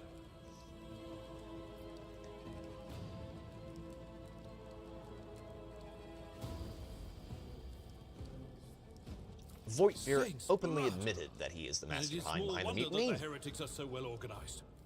I thought his order to seal the passages between decks was his attempt to stop the attackers from spreading to other levels. But now I see the real reason. It was to stop the enforcers from intervening. At least you are alive, and now safe, Master. Alas, I doubt we can afford to look for a compartment to sit out this disaster. Continue. You're in a bad way. I can treat your wounds. I have a Medicaid kit with me. And, for the love of the throne, now is not a good time to be walking around the decks without means of self-defense. Here. And he hands us a weapon. Items received: axe, auto pistol, flak, chest plate, and medkit in dialogue. So, we're definitely going to be throwing the auto pistol into one and axe into the other. We'll throw on that flak chest plate for S's and G's. Adelblard, I'm giving you... Hey, Sandy! We're playing Rogue Trader. It's a lot of fun. Welcome to the stream. And let's have is him... always there for you. Let me help. That is a noticeable improvement. Now you're prepared for the trials ahead. The lower decks are teeming with heretics instigating the rabble to revolt. But that is the least of our problems. The ship's enforcers are rounding up the scoundrels and suppressing the resistance.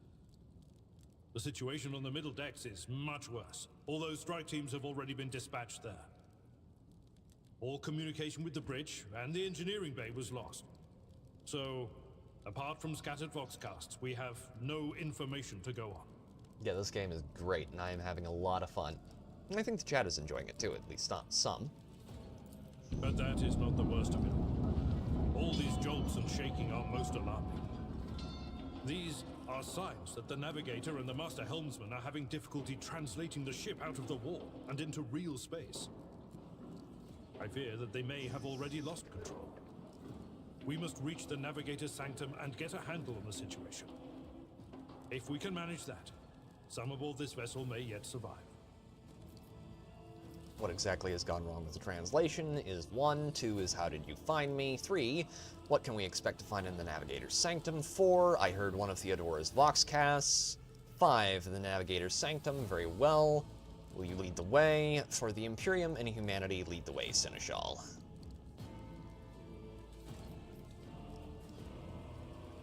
We'll go with 6. Come.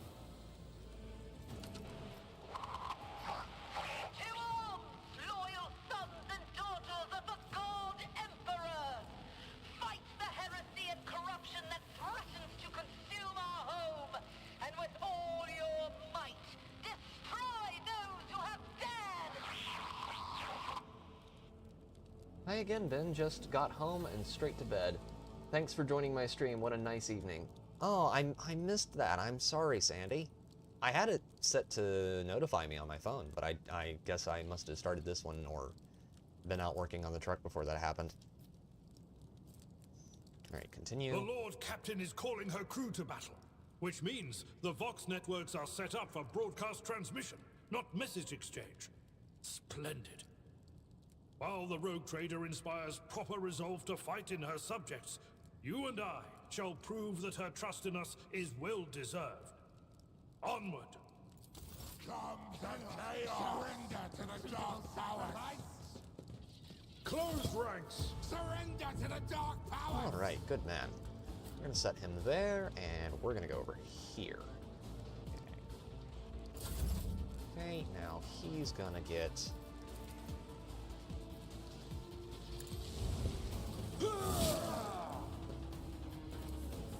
It will be done. Okay, that's 2 down. Death to non-believers! And if you're settling in for the night, then I hope you get good sleep tonight. I've suffered worse.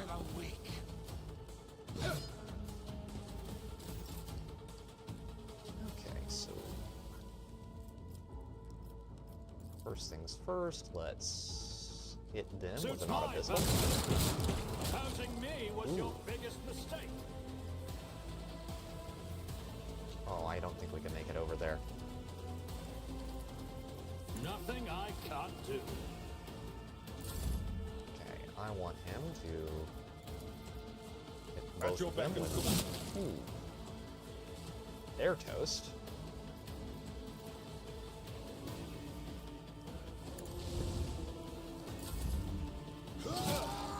Just a minor setback.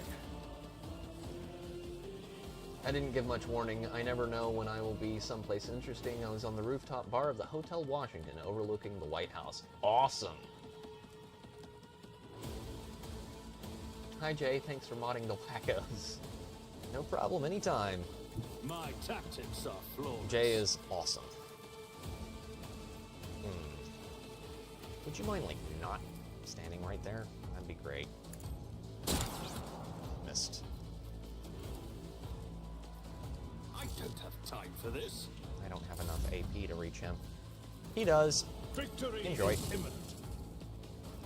Are you kidding me? Video game. Chaos guides me. First things first. We're gonna... Suits my purpose. Thank you. I'll have to go check that out after I get done here. Alright, athletics, carouse, demolition. I'm gonna want to go into probably... Demolition is... Okay, what are our highest skills? Coercion is 45. Persuasion is 45. Medicae is 35. Demolition is 35. Athletics is 35.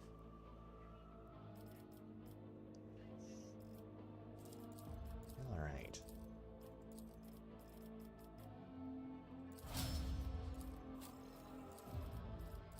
Likewise, Pete. Thank you, my man. Okay, carouse, toughness, coercion, demolition. Toughness. Athletics is 40. Coercion, demolition, Medicae. Medicae.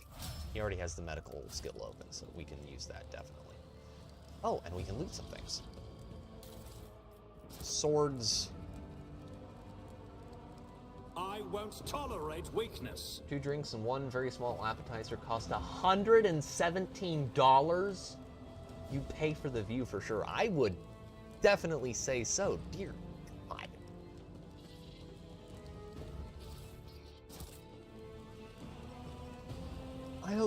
I hope the drink came in a gold-plated cup that you got to take home with you.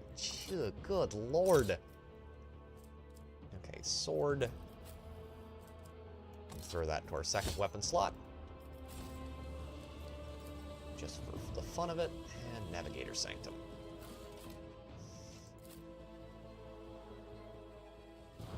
Aye, aye, aye. And here she is.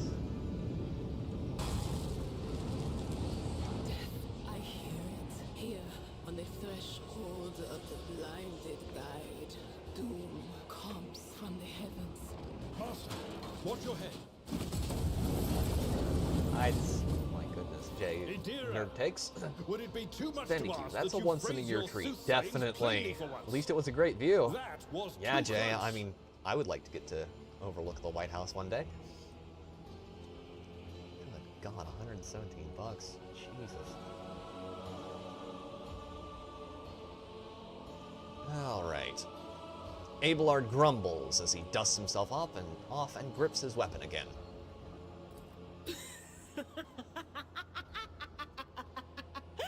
Sorry, old man. God, I the hate voices unsanctioned are psychers. so loud I can't even hear myself. They shriek, they sing, they... Oh, Abela, how they sing. It works out because I know all the sneaky places to park for free. Nice! If I ever visit DC, I'm definitely going to have to hit you up and get the inside stretch on that stuff. This is Idira Tlas, personal psyker and diviner of Her Ladyship Theodora von Valancius. Idira? I'm not drunk, old man. I'm suffering the effects of the warp that is seeping through these walls. I see the ship's fate. To die in the waves of the immaterium, fall under the burning rays of the final dawn. And in the roaring blaze, I see a figure standing. Who is it? I have no answer. Yeah, she is tripping hard right now. Only in this case, what she's probably seeing is real-ish. Well, unreal, if you think about it, but... absolutely, you will get a world-class architecture tour. Well, if I ever wind up in the DC area, I will definitely hit you up. The entity in your consciousness shrinks and crawls in deeper, its claws scraping against the walls of your mind as if the presence is trying to hide from the seer standing before you. A diviner, are you? What are you doing here? We'll go with a diviner. A diviner, are you? The voices from beyond the threshold whisper to me. Sometimes their murmurs are clear, they grant insight. Sometimes they drive me mad. But I am patient. I know how to listen and discern. But now, with this clamor around me, too many voices, too loud. See, this is the point where a good servant of the Inquisition would be putting a bolter up for her forehead and squeezing repeatedly. And you are von Valancius, one of Lady Theodora's heirs. Well then, we finally meet. Sadly. Officers frequency. To all who can hear me, those with a weapon in their hands are to gather on the officers' deck at once. I repeat, gather on the officers' deck at once and prepare to launch a counterattack. Sure. That'll go well. That's Edelthrat. Oh, Emperor's Providence. The other heir lives as well. Quickly, we must head to... Not so fast, old man. If we drown in the warp, Lady Theodora's heirs won't be any good to us. If Edelthrat's like me and hasn't yet surrendered his mind or body to the mercy of the warp, then he can still hold on a little longer without us. Continue. Blast it. You're right. First, we need to deal with what is happening here. 2. What are you doing here? The whispers called me. The ones I could make out among all the screams and screeches. Those who are rocking this boat hit us where it hurt. They went after the navigator, our guide through the warp. Other whispers called me to the engineerium, but it was too late. I heard the cry of our master Cog, and the silence that followed. Cog is slang for tech priest, by the way, for the people who aren't absolutely massive lore nerds like me. What? You don't mean the Engineer Prime is... Said, without a doubt. And the voices wail, heralding countless nightmares, cackling at each soul among the hundreds that are now joining the warp. The shriek from the Navigator's sanctum was louder than the rest. And it's better that we saved the Navigator than some lever puller from a cooling module or a cook from the middle decks. We must see if the Navigator is well. Oh no. No. Nothing is well about him. Can't you feel the chill crawling on your skin? The eyes watching you? The warp ice has already encased the bulkheads. What follows is calamity. You don't have to sound so very happy about that, you know. Oh, by the way, yeah, there are eyes in the walls. So when you say that the walls have eyes, in this case, they mean that literally. Yep, all those nice little blinky, peepers. Yeah, that's a good sign. But we're not just going to stand here and take it, are we? The state of things in here suggests there's a navigator around. Maybe one who's crippled or at death's door, but still kicking. And since our skin hasn't peeled off our faces just yet, his third eye must be closed. At worst, it's a little roughed up. So what are we moping around for? Let's go protect that noble mutant while we're still alive. Sounds like a plan to me. Alright, let's check. I don't remember if you can loot anything in here. I don't remember if you do. Yeah, this is not a full Gellerfield failure yet. Because if it was... None shall stand in my way. Yeah. So there's a part from, I believe it is one of the Ultramarine books, where they have a complete Gellerfield flicker. Things go down for a couple of seconds. And the Space Marine looks down, and his stomach is moving from the inside out. Yeah.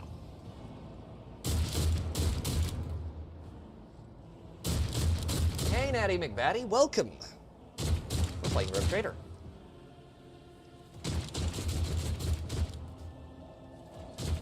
Okay. This is gonna be a interesting fight. Yes? Okay, Adira, I'm gonna move. Your doom Okay, has we're been not gonna foretold. get to totally cheese things. Okay, first things first. Move her up there.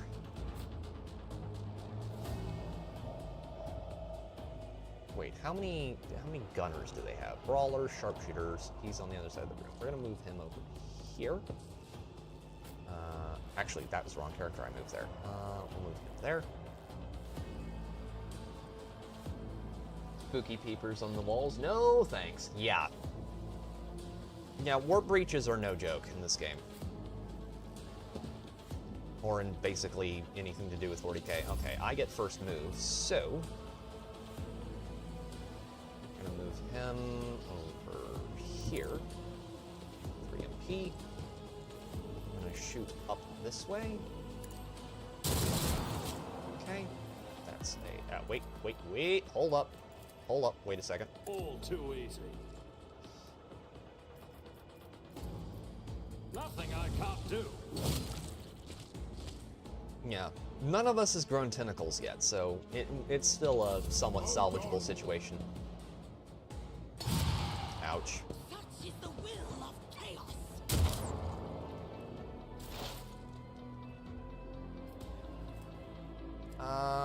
What's our warp degradation like? Oh, this is the thing about Psychers, so I should explain this, chat. So, every time a Psyker, which is this universe's version of Wizard, uses their abilities, there is veil degradation, which means that the walls between our reality and the warp get a little bit porous, and things can slip on through. The problem with that is the other side of the warp has demons in it.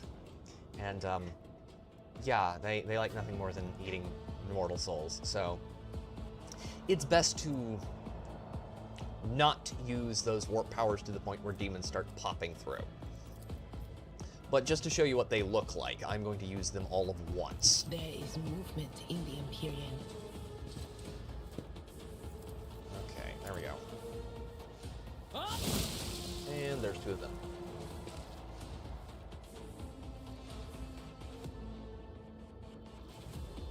Gotta say, not how I expected you to look. Nice glasses. Blinder than some people unite. Well, I'm not completely blind yet, but, you know, give it time. To quote one of my favorite characters from another 40k game, give it time. On it.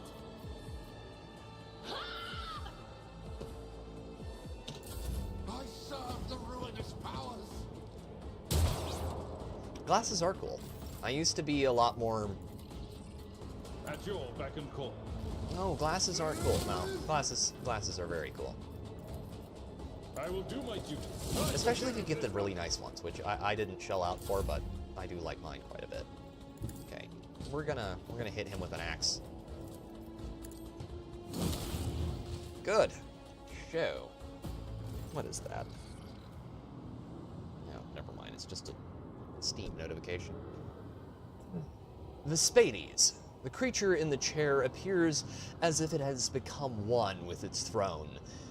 Pink, parchment-like skin stretched between the seat and the limbs that have too many joints for a normal human being. The navigator is breathing heavily, the air whistling as it exits through the two dark gill-like slits on its cheeks.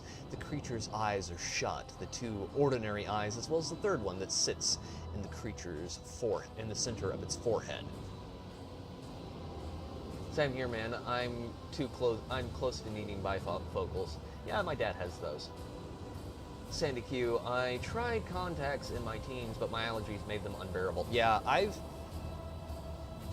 just heard nothing but horror stories about how most people who use them just say they irritate the crap out of their eyes and they just wind up going back to normal glasses. So I just have never given them a shot.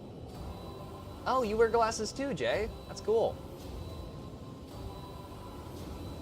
I have bifocals now. It's a big adjustment. Uh-oh, old people talk alert. Hey. Look at it this way. You've made it that far. You've made it far enough along in your life that you actually need those. So that is an achievement. Well done. Okay. So I should also probably briefly explain navigators. Navigators are humans who can look into the warp with a third eye on their forehead. I have astigmatism. They probably don't sit properly. Ooh. I'm only 30. Oof. Oh wow, you're a young thing, Natty. You want to get LASIK, but it makes you nervous, Jay. Yeah, I've heard stories about that, but I've never been able to try it out. But yeah, navigators have 3 eyes. 2 of them are for looking into the normal world. The third is for looking into the warp. And they guide ships through the Empyrean. Sandy has astigmatism and glaucoma. There's no good solution. Oof. Yeah. I am nearsighted, so if I take these off, I can't see the screen. Like, at all. It's just blur. Like, I can see vaguely sort of the screen, but overall it's just a complete blur and I can't see any details. But with the glasses on, I can see everything clearly. My mom got it. It works, but it does fade after some time. It's a repeat thing. Ugh. Yeah, I've heard some stories that LASIK doesn't tend to stick. Continue. I believe Master Vespider still lives. The servants are dead, but the chamber, thank the Emperor, is still sealed from the warp. Well, we have a chance of leaving this place alive. Give Abelard a pointed look, address Adira, what is wrong with him, approach, address the navigator, hey, are you alive? 3, approach. Your time is short. Natty says, wow, sorry, Sandy. Yeah, me too, lol. The navigator stirs, barely able to lift his head, and half open his normal eyes. A dark drop rolls from under the closed lid of the third eye and down his face, leaving behind a black trail. The voice is coming from the Vox grill at the base of the bizarre chair. It is unclear how the navigator is able to produce human speech. Oh, so you're nearsighted too, Jay. I can't see things far away. I forget which one that is. Hello, Blob steps back, my firstborn child. Our time is short. What? To do what? Fall to your knees, mortals, and behold the final dawn. Oh yeah, he's in full control of his faculties, we promise, guys. Suddenly, the navigator's body starts thrashing in place. It lurches forward, then falls back into the seat, and then thrusts forward again as its bones crack and its skin tears open. However, the fusion between the body and the chair appears to be stronger than these wild impetuses. The mutant remains seated, but leans as far forward as he can, his layered raiment slowly turning crimson. The gill slits burst open, forming 2 hideous, screaming mouth-like pits. It came from beyond! His body is not his!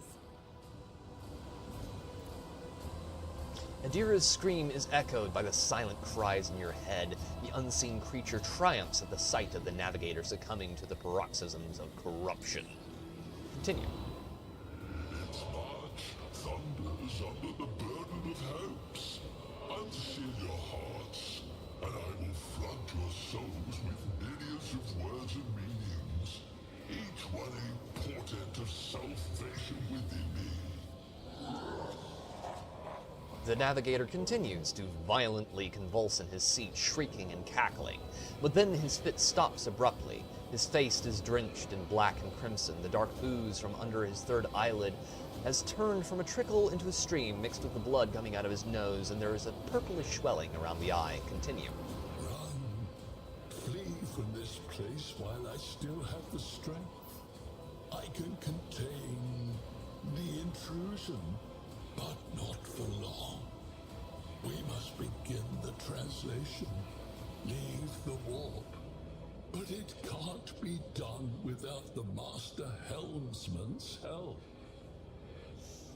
1. Who torments you? 2. I want to help you, tell me how. 3. I cannot bear to see his agony any longer. I would rather put an end to it. 4. Address Abelard. The navigator is still alive, but barely so. What do we do now? 1. Who torments you? The Edge. Kneel before the ascent of a new champion. When the rite is complete, the shell will burst, and thousands of Moors will accept the sacrifice offered to the edge of daybreak by the bringer of twilight, the one marked by the will of the gods. Oh boy.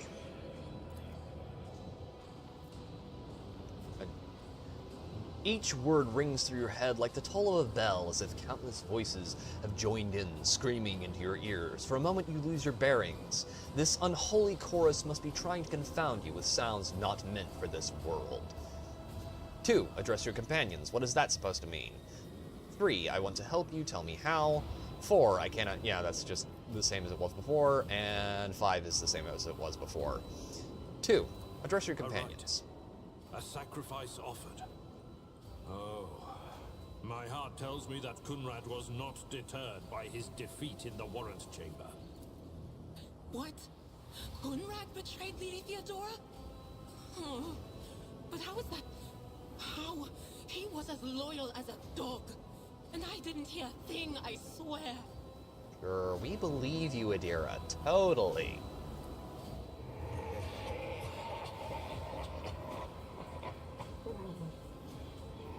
Footfalls of the bringer of twilight are veiled by the will of his masters. Tear out your eyes. See who is to become the champion's servant, for you need them no longer. Yeah, I'm gonna pass, and I'm gonna bet you that even Adira, as shit as she is going to pass on that particular offer. 5. Address Abelard. The navigator is still alive, but barely so. What do we do now? The ship can only begin the translation with the assistance of the Master Helmsman, if he is still alive. It is worth a try. We must get to the bridge, but we will need support. Our only option is to fight our way to the officer's deck and join forces with Edelthrad and his people. I believe we will also find Lady Theodora there. She must have heard the call to arms that the servo skull relayed to us earlier. Continue. Vespidus, good luck. And thank you. The navigator does not give her a response. Black tears mixed with blood are streaming from under the closed eyelids, and the vox at the base of the chair is bellowing out static, interspersed with distant echoes of otherworldly laughter. And dialogue. Okay. There is going to be loot. There is going to be loot here. Heretic Psyker. Okay. We got new weapons. I already have an axe in one hand and auto pistol in the other. I'm gonna switch that out for an auto gun. Not that it has too much better damage, but it does have a little bit better damage than the auto pistol. And it, if I remember correctly, it has a higher likelihood to hit. We're going to throw that into Abelard's other hand, and we're going to give him a scrappy auto gun too. There we go. And Adira, we'll give her a sword. Now that everyone's sufficiently armored up and armed up, we will go and check A new around challenge here. for me? I just want to make sure we can grab all. If there is any loot, I want to get it. If there isn't any loot, then we will GTFO and go head towards the rest of this main quest part of things. Rogue Trader is part of... So this game is an adaptation of the tabletop Rogue Trader. Rogue Trader is part of the Warhammer 40k world. Right now, we're in the same world as Space Marines, Custodes, Orcs, Chaos, the Ruinous Powers, all of that stuff from 40k. Yep, this is in here because we are in that setting. So Rogue Trader is basically the it's based on the tabletop setting, which basically allows you to live out the life of a rogue trader of the Imperium of Man. So yeah, that's what Rogue Trader is. So yes, it is part of a series, and it is part of the verse of 40k. It is absolutely awesome as such, in my opinion, because it does a great job at introducing people to the setting, and it does a great job of keeping lore nerds like me happy. I like this game a lot. Okay, got it. Sounded familiar. Yeah. Okay, the door will not budge. I can't remember. We probably need to go out that way.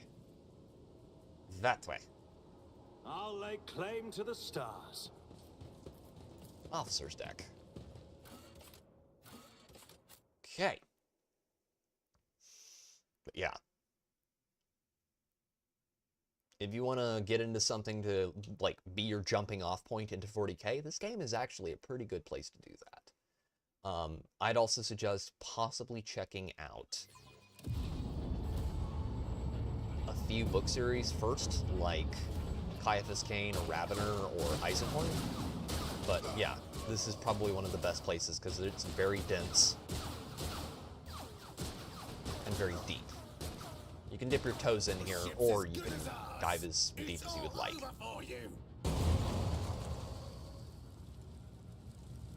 I shall pity not your enemies. There she I shall is. heed not their Hello, RG. pleas.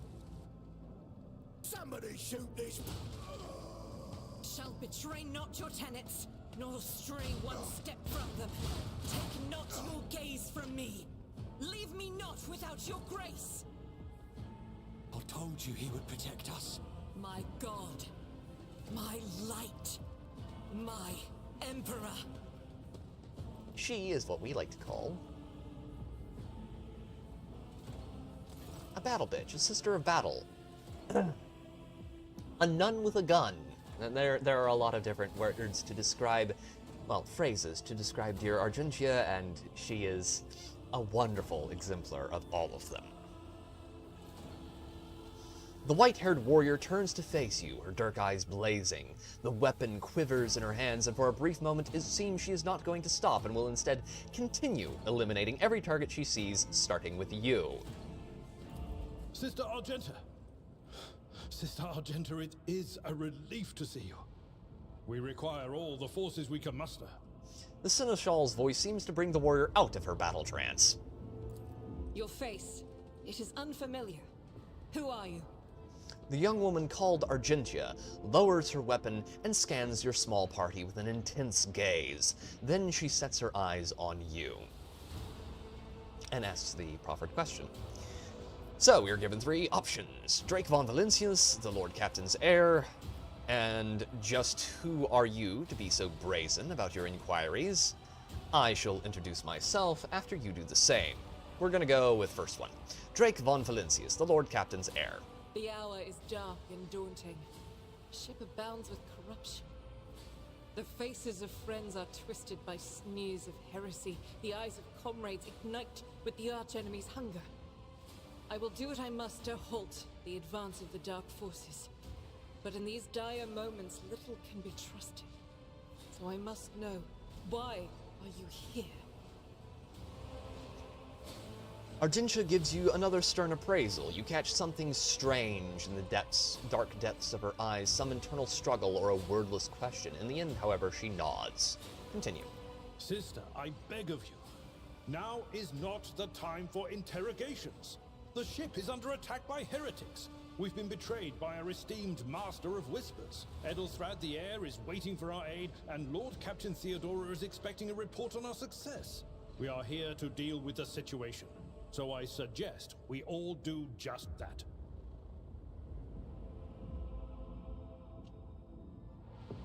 I am no traitor, sister. You can be sure of that. We're gonna go with that one because this... I don't want to say something like that to someone with a bolter, and this could seem a tad rude. If you speak truthfully, the Emperor will not forsake you. If you are lying, you will not escape his retribution. Continue. I cannot wait to rain righteous fire down upon each and every heretic.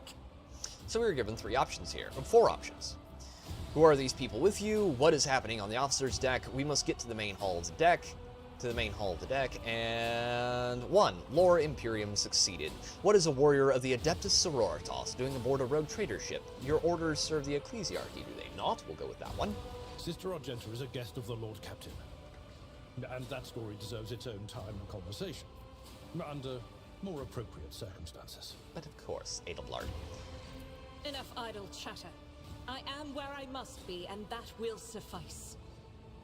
Good night, Sandy. Get some good rest. I hope you, your injury gets to feeling a little bit better. 1. Who are these people with you? What is happening on the officer's deck? We must get to the main hall of the deck.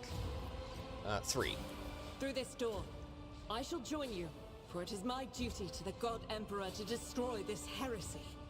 Emperor protects. We will follow. For now, we will hold off any heretics who might try to crawl in through the cracks to join the main assault. And we'll take a look at the generators while we're at it. Those villains made a mess of the cables. Oh, I wish we had a Tectomat with us. But we'll see what we can do without one. Good to hear it. Sister? Ready. May Terra's light illuminate our path through fire and darkness. Absolutely. Also, that's actually literal, because the light of the Astronomicon is the only thing keeping us from getting eaten by demons right now. Okay.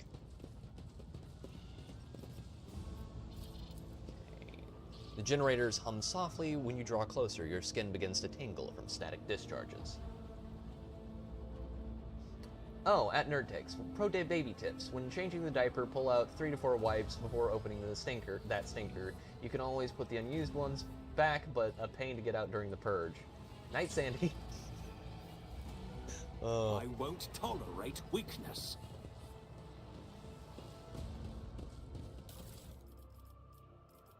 Okay, goods. We're gonna move all that crap in there. Is there any more? Also, always check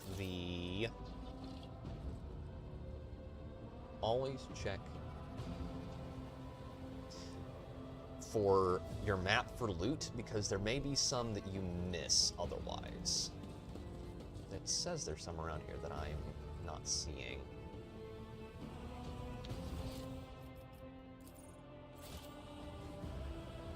Where is it? It's over here somewhere? Oh, there it is. The hurt. End of Unasked Baby advice, back to games. Oh, we got a Momozoa pattern sword. I forgot you can pick one up here. That's good. That's very, very good. Okay, we're gonna give that. Okay, what has Adelblard got? Adelblard has Chainsword, which has better guaranteed hit damage. I have Chain Axe. We're gonna switch the just the normal axe out for that sword because it's way better than what I had.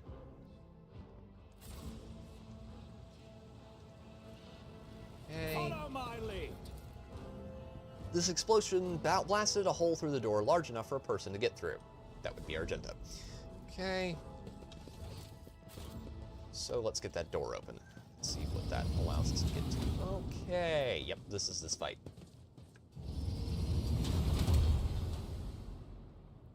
And we will be playing this long enough to get through the main force of the prologue. The whispers are getting louder. Okay, you're going back here. Argenta, I'm going to put you as far forward as possible while keeping you in some cover. Adira can go around the end. Do you see that? I don't know what she just outlined, but...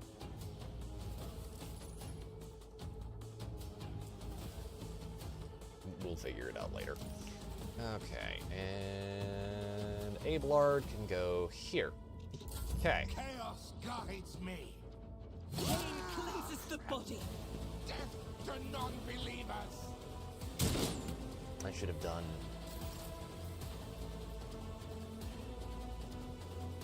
God Emperor, move. Please stop. Be the fire in my heart. Thank you. Faith without There we go. death can escape Bolter. the Emperor's judgment. I'll do it.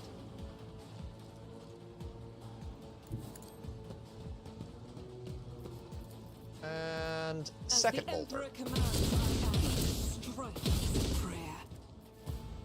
Yeah, if you can use Doubt is for the the weak. bolter to good effect, it is absolutely worth it. Oh, I didn't give her a weapon. A melee weapon. Okay. So I will need to show you all something as soon as I get done with this fight.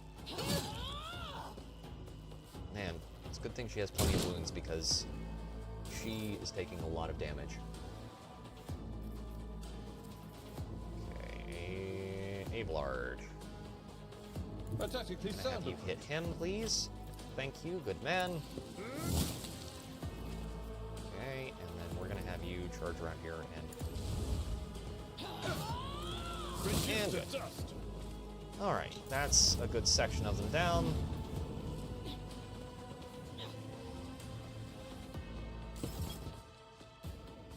Thumi boons, very much, Addy.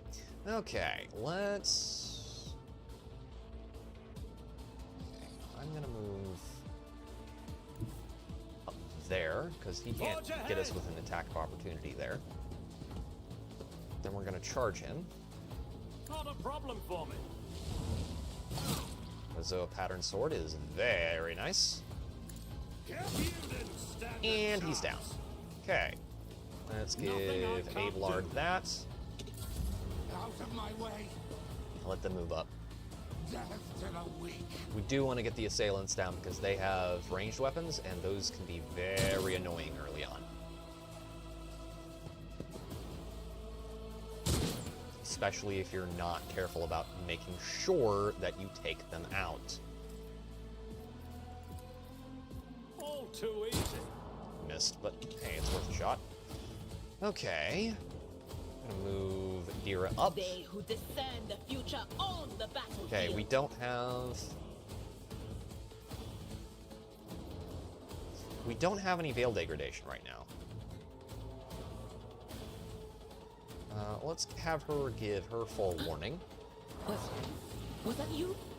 Or And we're gonna have her switch that out, and no, she's not really good at it, but it doesn't matter.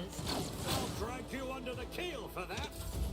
Oh, we just shot our own guy. Oh, by the way, friendly fire is a thing in here, so be careful about just firing wildly in all directions, because you won't end well. Chaos guides me.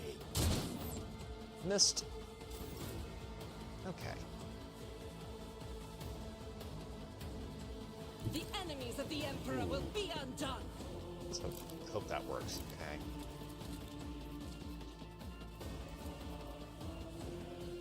As the Emperor commands, none can escape the Emperor's okay. judgment. Hurt him there. That's good.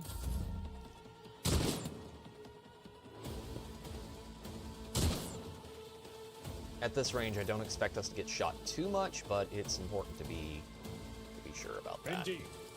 Okay, that's one down. At your beck Please and kill call. him. Abelard, make that man's PP explode. There we go. Good boy. All right. I'm gonna move out here.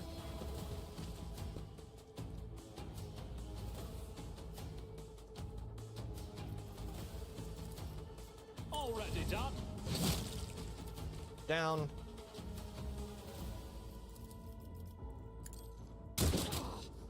Target down. Move her up. Cover me. 2. Where's the other one? There's ours, there's ours. Ah, there he is. Okay, let's... We're nearly at the end of this combat, so let's use the psychic power on him to take him out. Death to non-believers. Not very good at jiving either, is she? What? Faith without deeds, strike is a prayer. Alright, good. Clear. Okay, this fight took shorter than it did my first time playing through this game. Though, to be fair, a lot of these opening fights, you, like, really have to suck to be able to... Yeah, I need that model ship right there, chat. I need that in my room. That thing, that would be so cool. I bet Games Workshop makes one at Forge World, probably, and I bet you it also costs an arm and a leg. And your firstborn child. It's about time. Ooh, loot. Further loot. Oh, there's electro shards. That's nice. Also, loot everything. Absolutely everything. Okay, Argenta, we're gonna give her an axe. So, you always want to have a character with both melee and a long-range option, if possible. Because the melee allows them to block or resist like targets of opportunity and just enemies' normal attacks. Or parry is what it's called in this game. So that's very important. If you can give your characters a melee weapon, that'll help you out a ton. Okay. And loot everything, because everything is sellable. Games Workshop, what is that? What is that, if I may inquire?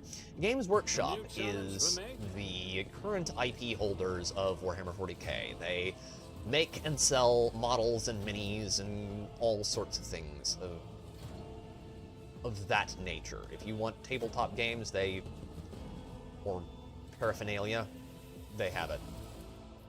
Click that. He has a multi-key. We want this too. Loot like you are a magpie. Exactly. Ooh. More goods. I can probably do that. Excellent. There we go. Loot room. Oh yeah, this one. I did not find this on my first playthrough. It is absolutely worth getting to because there's very good stuff in here. Ooh. Operator's gloves. Hell yeah. And multi-charges. Yeah, Games Workshop makes everything Warhammer and Warhammer 40k related. I would like it if we could get a game like this, but set in Warhammer Fantasy. That would be awesome. Okay, blow up, demolition. Before I do that, because if I remember correctly, there is combat after this. I'm going to give him +3 attack use. Heck yeah. And we got gauntlets now. Other than D&D, yeah, they make their own settings, plural. Okay, now we've leveled up again. So, Endure is our secondary here. Daring Breach. I think we can only pick...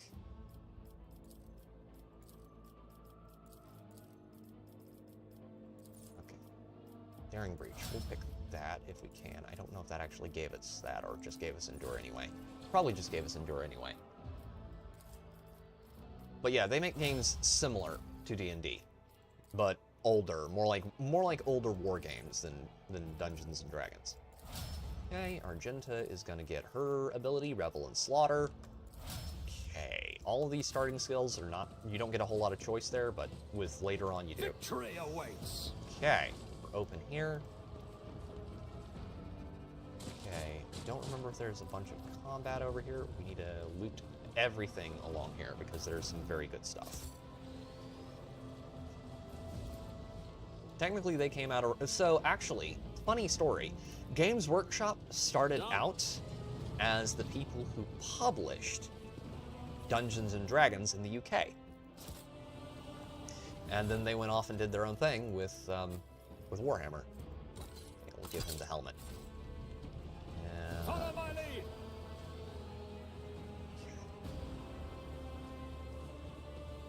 We need to investigate. Yes, please.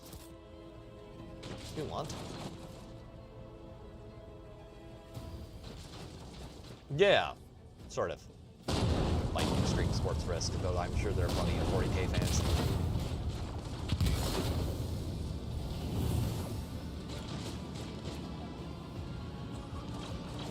And here's that flaming figure she was talking about earlier. The roar of the flames rings in your ears, and the choking smoke makes you cough and gasp for air. You instinctively recoil from the scorching heat, wiping your face. A moment later, a hazy silhouette forms in the raging wall of fire. You are surrounded by ear-splitting noise and screaming, yet you distinctly hear the sound of footsteps, and when you see the figure walk out of the fire towards you, it is Theodora von Valentius. Are you lost, my heir? Okay. First rule of 40k, if something has a voice that sounds like that, it is not the person you think it is. And you should probably start reaching for whatever weapons you have handy, because you're going to need them. An apparition. A sorceress. Apparition. Trickery of the warp. Sister, you will lower your weapon. Threatening the Lord Captain is outrageous. Yeah, that's not the rogue captain. The Lord Captain, my dear man. 3. This is impossible. I doubt you are aware of the limits of what is possible. For your worldview is but an iota of what a rogue trader knows and sees. But I can tell that you would like me to share that knowledge with you. That power over reality. Begone, demonic thought! I can lead you out of these flames, show you a path, rid you of pain, and give you a weapon so that you may defeat your enemies. Decide. Yeah, no. Your mouth begins to salivate. Each word Theodora speaks is like music to your ears. The entity that now dwells in the deepest recesses of your mind is pleading, begging, demanding that you give her an immediate answer, and that answer can be nothing other than acceptance. Continue. Do not listen to this abomination. If there is naught but his light in your heart. If you are resolute in your faith, then step into the flames. The Emperor protects. His faithful will not be deterred by either darkness or deceitful promises. Nor will the fire burn those who carry the torch of faith in their soul. To the void with you. We need to follow Lady Theodora before we suffocate in this furnace. Yeah, no. The people! The survivors from the middle decks! We must help the crew! Lead them out! Find a way around! Then we'll miss our chance to meet up with Elo.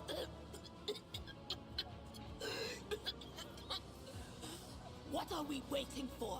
Now, as I said earlier, chat, we are going to be somewhat heretical, just not chaos heretical during this playthrough. So we're going to go with probably Iconoclast here, which will grant us the most opportunity to do exactly what I was talking about earlier. You walk away, you look away, and the illusion breaks. The unbearable heat instantly makes your skin burn, and the voices of the people beyond the shroud of smoke grow stronger and hopeful. Once you and your companions rush back, barking orders and guiding the survivors in your determination, you completely forget about Theodora, and when you turn your head, you see nothing but the billowing fire. Iconoclast, plus 15. Now, Iconoclast is the... So there are 3 main paths for your character in this game as far as, like, your morality. Iconoclast is basically, you're someone who... Oh, I get it. D&D are the Lord of the Rings fans. Warhammer are the Dune fans. Sort of. More like, if Dune, John Carter of Mars, and... what's the other one? Yeah. Dune and John Carter of Mars had a baby. And Starship Troopers. Yes. If those 3 had, like, if you blended those together in a blender and then, formed a kid out of it, that would be 40k. Warhammer Fantasy is basically it's fantasy Lord of the Rings. It's so fantasy Lord of the Rings that they got sued, kind of like Dungeons and Dragons. But Warhammer 40k and Warhammer Fantasy are two totally different settings. But they're both called Warhammer because Games Workshop is not terribly inventive, and the original edition of Warhammer was Warhammer 40k was told in Rogue Trader, and it was kind of supposed to be a spoof of Warhammer Fantasy. Enough lore nerding for me. Okay, in dialogue. All back, we will go around, and let's get everyone out of here.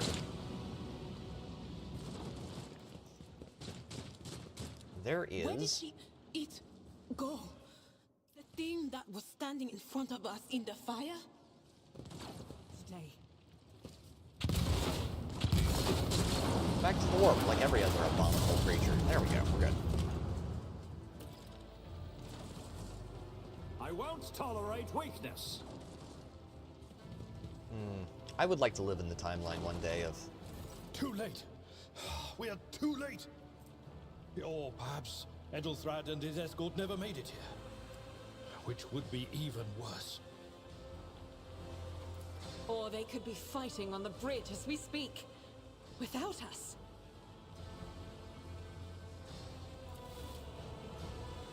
It is the latter, not the former. If My lord, this playthrough goes the I same beg as your the last pardon one. for interrupting. The people are asking for orders. You came back to save us. So now we will follow you through thick and thin. I should only expect so, peasant. To the bridge. If Edelthrad is there, then he requires immediate assistance.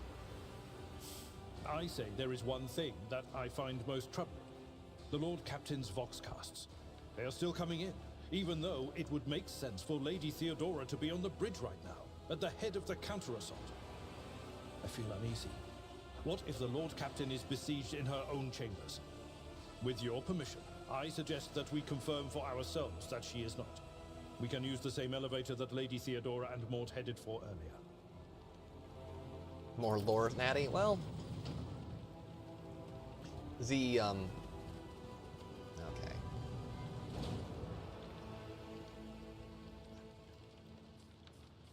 So, the other thing is that 40k... A new challenge for me. Was originally kind of... So it was originally intended as a parody of Warhammer Fantasy. However, 40k is no longer a parody and has not been a parody for quite some time. The reason for that is that they actually started to take the franchise seriously, and they treated it like a setting that deserved respect, and they have for the past 20 years, basically. It's not the, you know, I'll lay claim to the stars. super silly setting that it was back in the good old days. And there's some good and bad with that.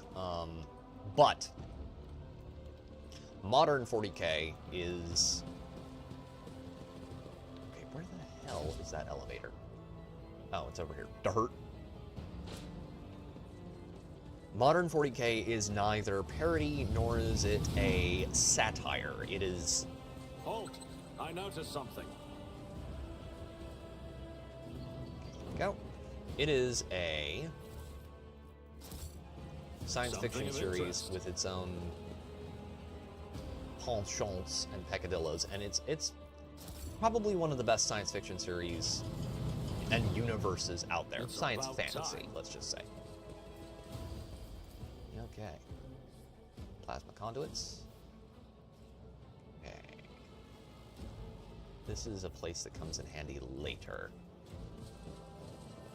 Right. There's no looting to be done here. I have previously on this channel talked about Warhammer in comparison to Battletech. I would say this. If you want science fiction with lots of aliens, lots of interspecies conflict, lots of just over-the-top action and violence and you know, just the beauty and the horror of the grim darkness of 40k, I'd suggest checking out 40k. If you want like lots of interpersonal drama, lots of, you know, human-to-human drama all the time, and, you know, you don't want... And you want over-top violence, but, you know, you don't want retards running around with chainsaws smacking each other, then Battletech is probably more your speed.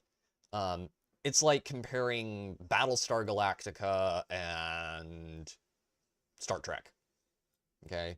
They're both somewhat similar, they're both science fiction, but the way they kind of function is very different, because Battlestar Galactica is much more focused on the interpersonal drama, whereas Star Trek is focused on the questions of, you know, what about the different broader questions regarding just humans and their place in the universe.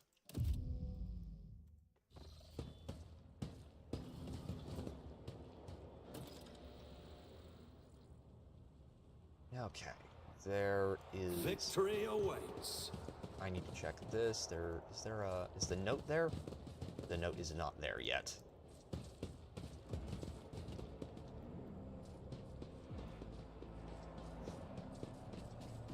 But I like both, and admire both settings for what they are. Okay.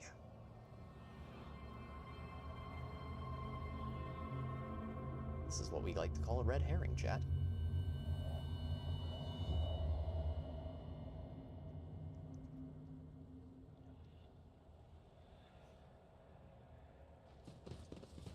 Okay, goods. And we can give that to Argenta because she's dogmatic. There you go. Have the helmet. I won't tolerate weakness.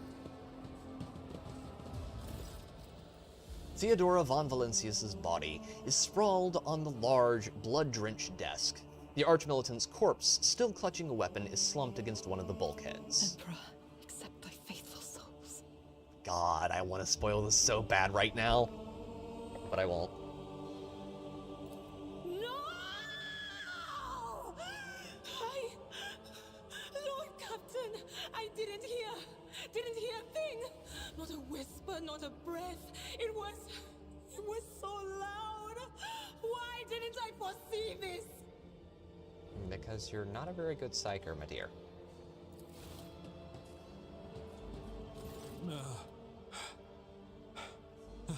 Lord Captain. Who would even dare? Who indeed? Unless that rat, Voidsphere. Almost certainly he loathed Theodora. I doubt it. Voidsphere wished humiliation and suffering upon Theodora, not a swift death, say nothing. 2. It could have happened in the heat of battle. Not to mention that Mort was here, and he would have protected Lady Theodora to the last. How could Mort have failed her so terribly? The Archmilitant was born on a death world. He had lightning-fast reflexes. He's just like me, for real, for real.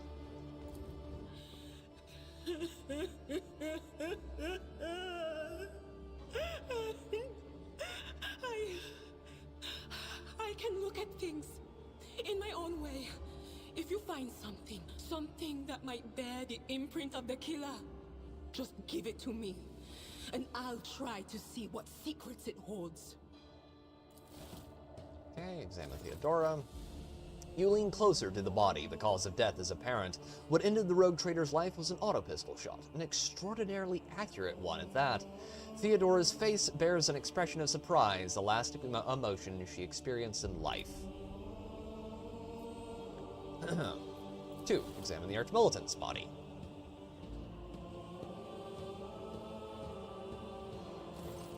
An auto-pistol shot went straight through Mort's forehead, spraying the floor and the furniture around with blood, brain matter, and shards of his skull. The safety on the Archmilitant's weapon is off. The killer must have been a split second quicker than he. 2. Inspect the shards on the desk.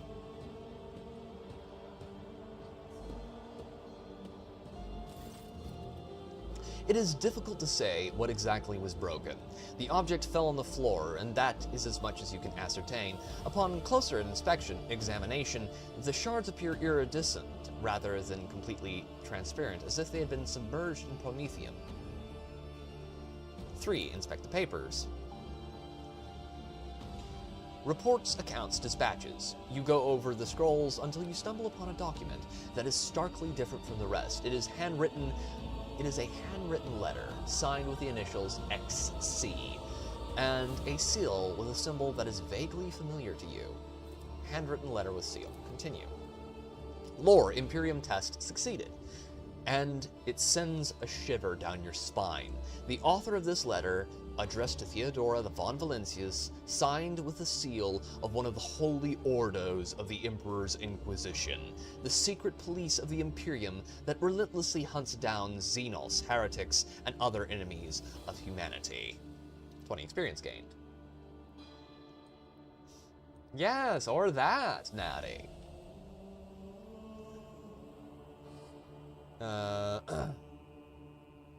2. Adira, what do these shards tell you? I see streaks of color, luminescence, blue lights, faces drawing closer. Lady Theodora and Conrad and what is that? Ah! Something dark, enormous. Oh, this glass thing was something foul, that's for sure. Tainted witchcraft. You cannot tell if Argenta's remark is directed at the glass shards or Adira herself. 1. It doesn't work like that. I can try to read the memories of objects, but dead bodies are a different story. Something like that would require her soul. And after what we saw on the officer's deck, I won't risk searching for it in a warp. We had best be on our way. Yes, the crucible of battle calls The baby to me did it once well, sort of. more. No, wait! We must see if we can find anything. Idira, you can't bring her back. Let her go. Let's just say it's someone that the captain, Lord Captain, knew quite well. You'd give up so easily, old man? I expected as much from the sister. It's not like she has a heart. But you? Oh no. Not true. I'll get to the bottom of this. I'll find the one responsible for murdering the Lord Captain. And when I do, that scum will regret the day they were born. I am very tempted to kill her again on this playthrough. I do not like her as a character. She is probably the worst written, well, best written. She's well written, but she's just a character I don't like. She's horrifically careless all the time, None shall stand in my and way. it usually ends poorly for everyone around her. I was only right once at that obscure statement. Well, it was someone she knew very closely. Someone she'd helped in the past, even. Okay. There are weapons on the wall. That's a power hammer. Thunder hammer, Eldari weapons. There's a melta pistol. God, I wish I could get that. Grammar, I speak English. I'll lay claim to the stars. The weird rock. It's gotta be around here. If I remember correctly, there's somewhere you can loot in here. Oh, this is right before the fight. We should go back in here. Is there any loot around here I'm missing? There's gotta be some, right? Organ sat idle for many years. Come on. Nope. Clear. Clear. Clear. A Good new Abend. challenge for me? Oh god, I forgot about this fight. Here we go again. Nope, nope. Yeah, yeah. That's a combat servitor. Of course he has a multi-melta. Yeah. Nope. We're gonna keep him there. Okay. Auto gun. I want you to just spray them all, please. Endure. Adds him 37 temp wounds. Auto gun. I want you to shoot all of them again, please.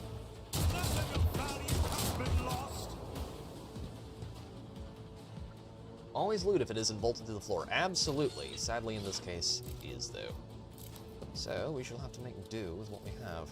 Suits my purposes. 2 AP. Okay. Argenta. Please take that. Good girl. Bolter time.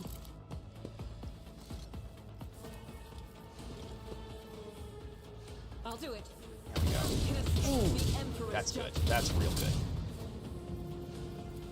Run and gun. Got him down to 35 wounds already. That's nice. As the Emperor commands, I act.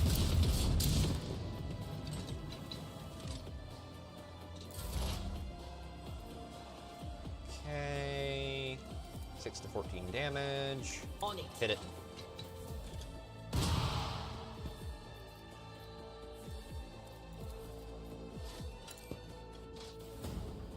I forgot she's an operative.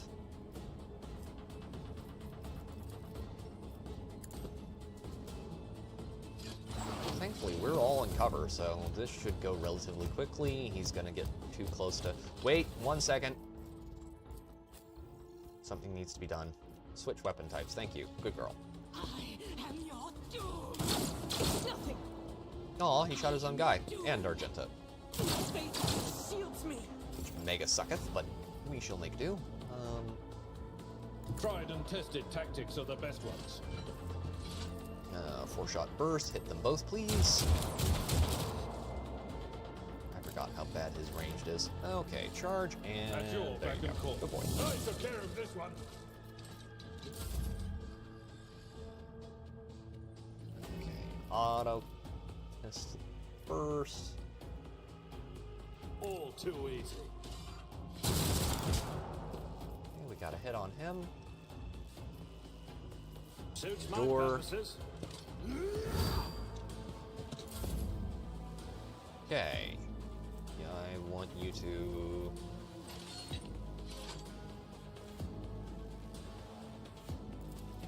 Winded effect removed. Hit him with the axe, please. We are going to need to develop a... As the Emperor commands, I act. Faith without deeds is worthless. We do need to get an executioner soon, though. Because they make everything Doubt is for the weak. a whole lot easier.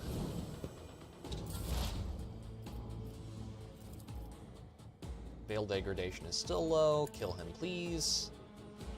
Be gone. Okay. We can let him run forward.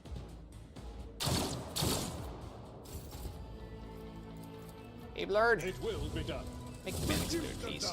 Good boy. Okay, that's another upgrade. So, this is where we get into a very, very large pile of potentials. Bolter weapon proficiency, chain weapon expert, dueling mastery, flame weapon persistency, dual weapon combat. That's what we're gonna want. Probably. Plasma, solid projectile, swift movements. We're gonna take dual weapon combat because I have a feeling we can go with...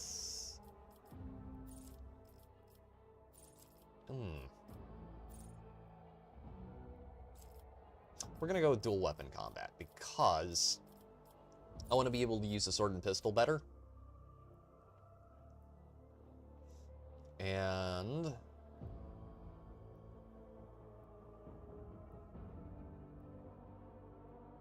it's like they execute people or something, maybe with door-to-door sales of vacuums. Okay, got that. So that'll help him out a ton. We're gonna give him something entirely new.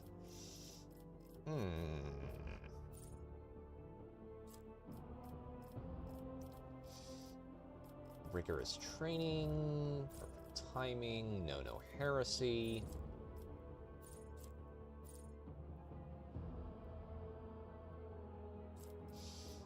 He gets humanity's finest too.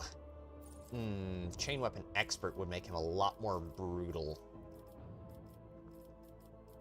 Heavy armor proficiency, he already has that. Ooh, I forgot that he starts with that. Nice. Nice. Better. Melee weapon specialist, las weapons expert.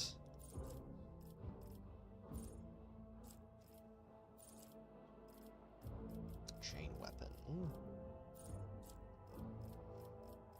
Get into cover. What does this give him? Do not falter. That would actually be pretty useful considering I know the final boss fight that's coming up for this chapter. Okay, next. Exposure. Yeah, what's the one that... What is the... I need the... Enforce reality, there we go. Makes it where she is not pulling as much from the warp. Okay, camaraderie, we want combat medicae. Or litany of hatred. Shield of faith, the Emperor attacks. Litany of hatred, we'll go with that for now. Okay. Right, now we need to loot everything. Up, Mr. Dees. I see. Angels and heretics. Okay. It's about time. Before we do that, let's just check. Yep, we're good. We're clear. We've cleared it. Woodship Bridge. And this is the boss fight. Please tell me no guns in there. Over. Okay. There's our man.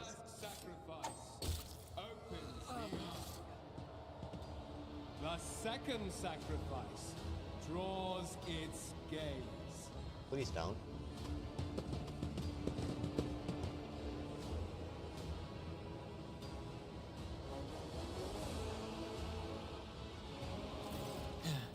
Help has arrived. Too late to change the tide, I'm afraid. But if there is any honor in you, we can at least die with dignity and give our lives for the rogue trader. Ethelthred, who is clutching a bleeding wound on his chest, gives you a tormented look. You look dreadful. Theodora von Valentius is dead. I found her and the arch-militant in her study. The Lord Captain will not be joining us. We'll go with 2. God Emperor, preserve us. The rogue traitor is dead. The ship has lost her Lord Captain, and the house its head. Hey, you managed to make that rhyme. Good boy. No matter what ritual Kunrad is performing there, the warp is too strong. I cannot withstand it. I feel my body changing with every second. The warp is ringing in the air. This is the end. We will perish in the warp, along with the warrant and all the dynasty's heirs. The enemy of humanity has triumphed. Not yet. I've seen it before.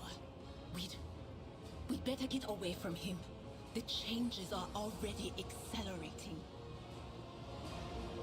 The ship can still be steered out of the warp, but we must first restore communications between the bridge and the Navigator's sanctum. Then we have no right to bow our heads. Absolument.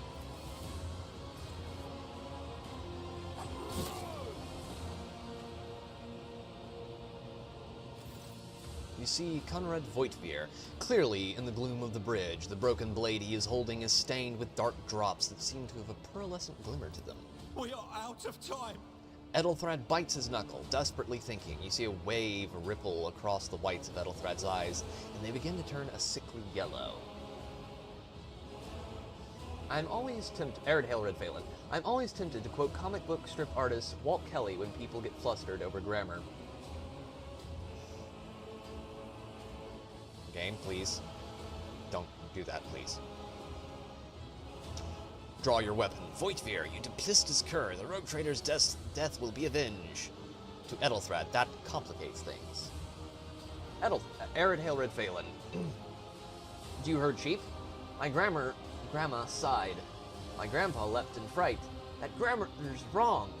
To me he cried, have you heard? Sheep is right. Walt Kelly.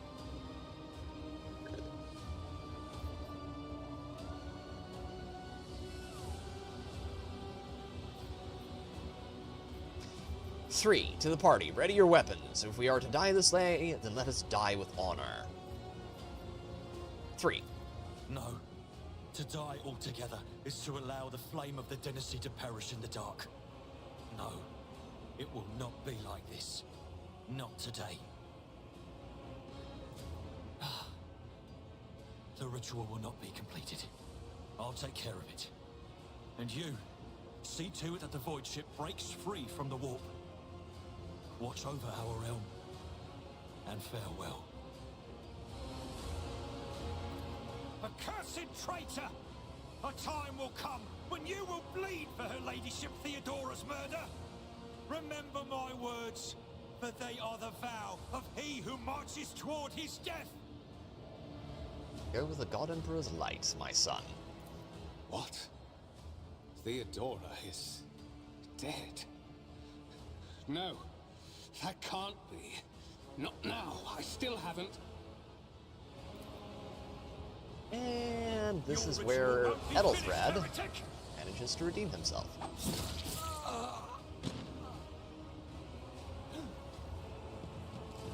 Oh crap.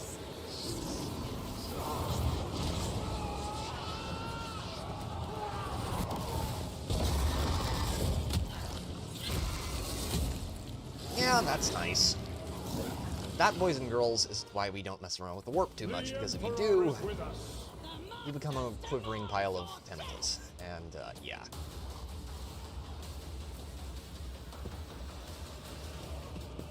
Adira's psyker powers are going to be useless in this fight, for reasons which I shall get into later. Okay. Shoot, please. Already done. Okay. Nothing I can't do. Yeah, psyker abilities, not a good idea with a lot of demons around, because the veil degradation is already pretty bad at the moment. Switch to Bolter.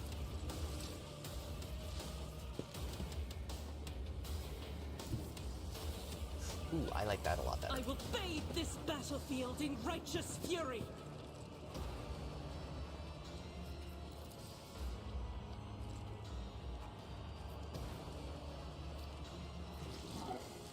As the Emperor commands. Ooh, good. Very good. Let's hit him again. I'll do it. My Emperor! Faith without deeds is worthless. Good. Much better. Power resides in the will of the righteous. Okay, I don't think that one restores all. Doesn't. Doubt is for the weak. Okay, as long as he keeps eating. Oh, wait, 1 second. Argenta. Other weapons, please. Oh, I forgot about that.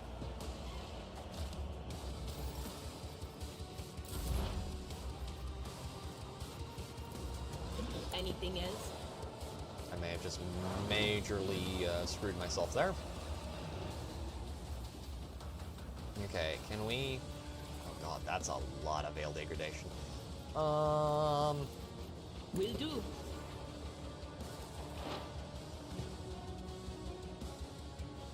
What is this foreboding? Pistol. Anything else? Weapon at the ready. Tech Enforcer, please kill him. Okay. Get over by her. Heal her up, please. Blessed be the hand of the healer. Okay.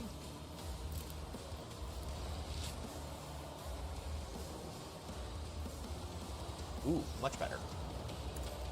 I took care of this one. Okay, switch weapons.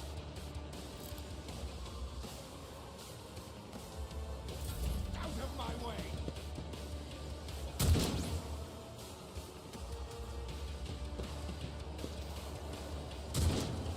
I should like to have some proper weapons someday.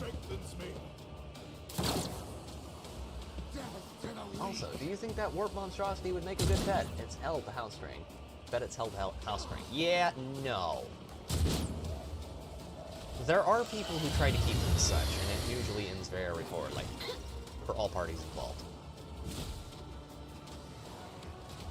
I think Fabius Bile has one. Locked up in a stasis tube somewhere. Okay. Oh, this is gonna suck. First things first, let's get over here. All too easy. Door.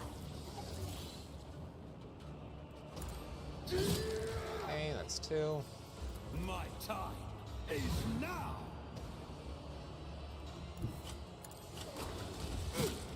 That's 8 wounds down.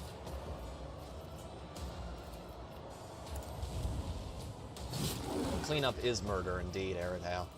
Also, that was bad, bro, and you should feel that. Okay, Argenta, hit him, please. Make the mean man's pee-pee explode. Thank you, my dear. Can I fall back now? No, you're gonna sit here and hopefully die relatively. You know what, man? Okay. Veil degradation is too high to really be able to use that. I want you to go. Good lord, there's nowhere good to use her. Okay, let's move her around the side. Was that you? Or 3. Follow my lead.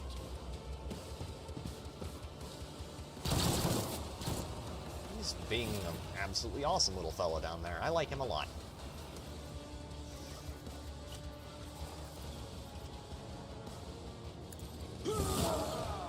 That's 3.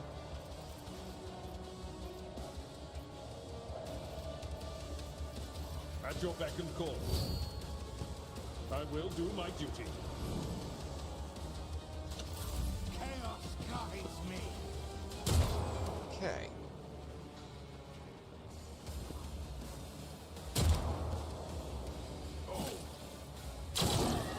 Eradicated.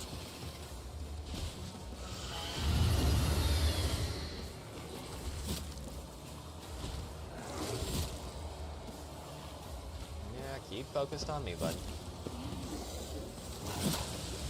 Okay, those are down. I should have foretold that. Oh, why am I not surprised? I may have to do this one again.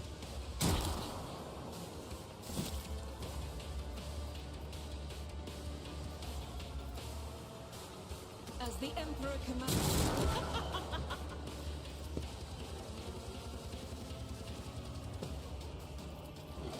I'll do it. You, my Emperor! Why did I not foresee this? She has bleeding procced on her.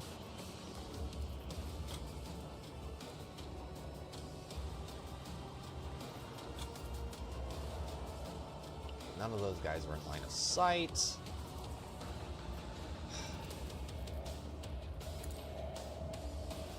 You. That's gonna hurt, but it's not gonna hurt that bad.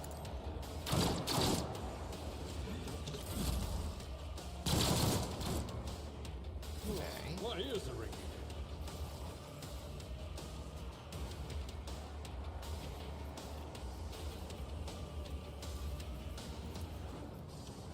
Okay, first things first. Edelblard. Hit him with the chainsword, please. It will be done. Very good. We can start clearing out from around him because he's a little close right now. Oh yeah, the Psyker is toast. I will avenge you.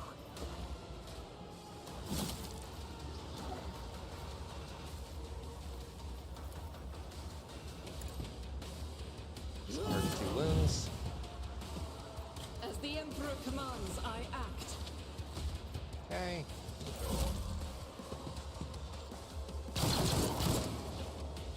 Okay. Brace yourself, Abelard.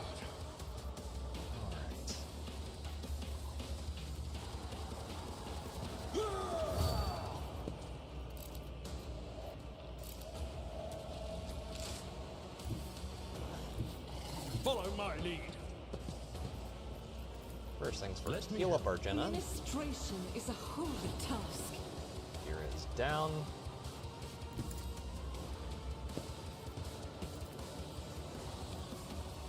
Indeed. Right.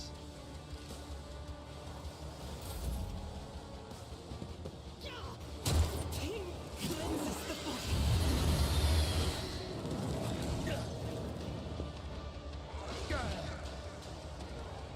No, this is not good.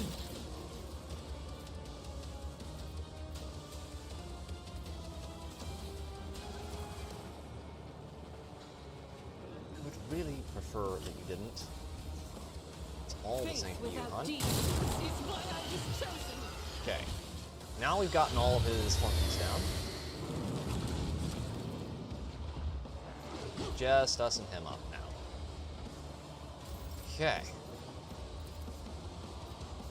Injuries will not slow me. Healing is up. Follow my lead. I've suffered worse. Need a lard. Medicine at its finest. Back. I've seen worse battles than this in my time. At your back and forth.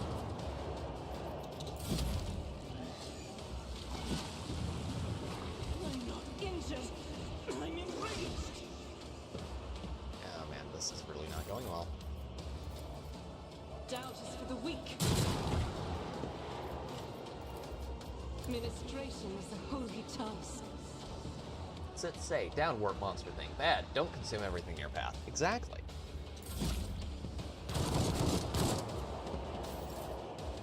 Sadly, he's being a very naughty boy, and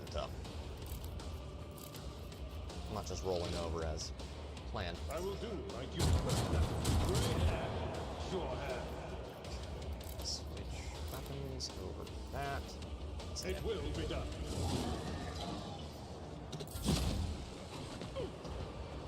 Parry.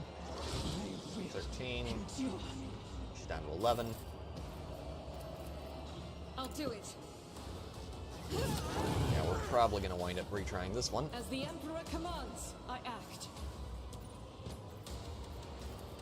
Faith without deeds is worthless.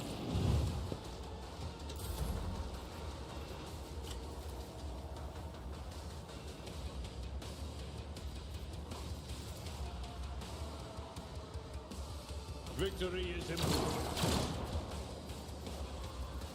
Indeed.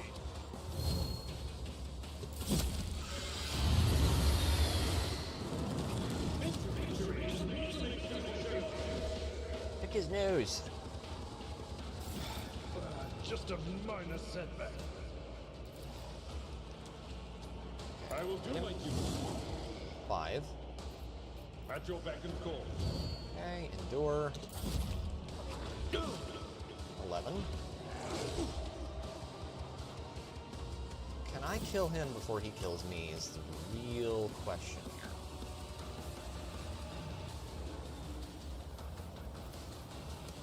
here. It will be done.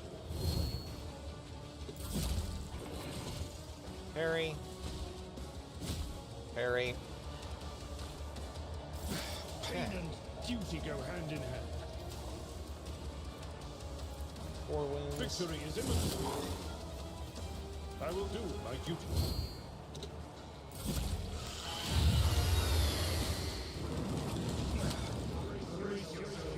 I have soloed monsters with Abelard before. I've suffered worse.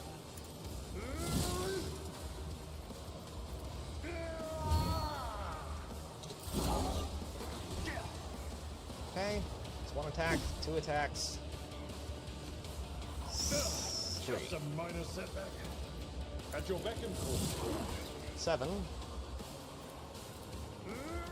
Riveting gameplay, I'm sure, chat. I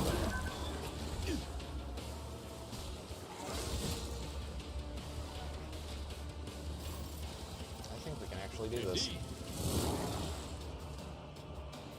It will be done. I'm pretty sure we can do this. Oh, my ears are ringing. 11, 10 wounds. High momentum. At your beck and call. We'll rule the stars themselves.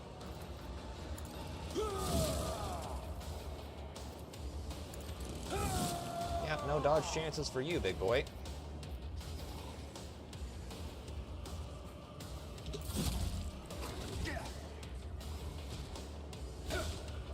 Okay, let's see. Can I beat the crap out of him again? Got him down to 10 wounds. Pain and duty go hand in hand. Parry? Yeah, we got this. It will be done. None can escape the Emperor's Yep, judgment. we got it. Much better. Okay.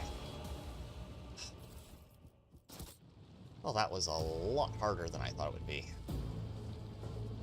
Okay. Victory awaits.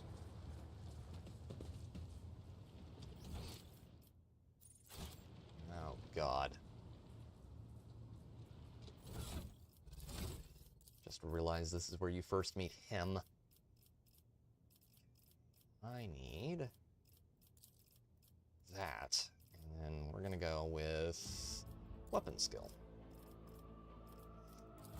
Because right now, I am not very good at anything involving fighting. Okay.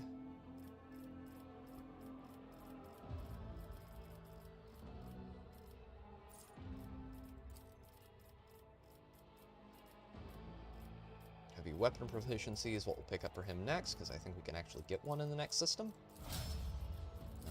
We're going to give her operative. We're going to give her intelligence is 30, perception is 45, willpower 50. We'll full spec her into Psyker, and then thriving in peril.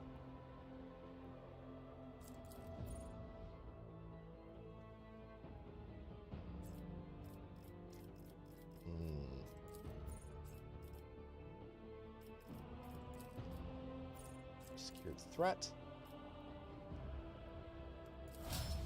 Okay, and ballistic skill, because hell yeah. And then we're gonna want to go with melee if we can. Oh, we need to get her a chainsaw too. So that's more melee weapon. Melta weapon. Melta weapons they're glorious. They're not as busted as they are in the tabletop, but yeah, I like them a lot.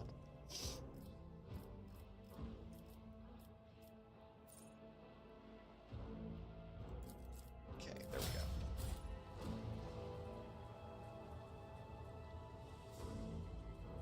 All right, I think we've got everything here.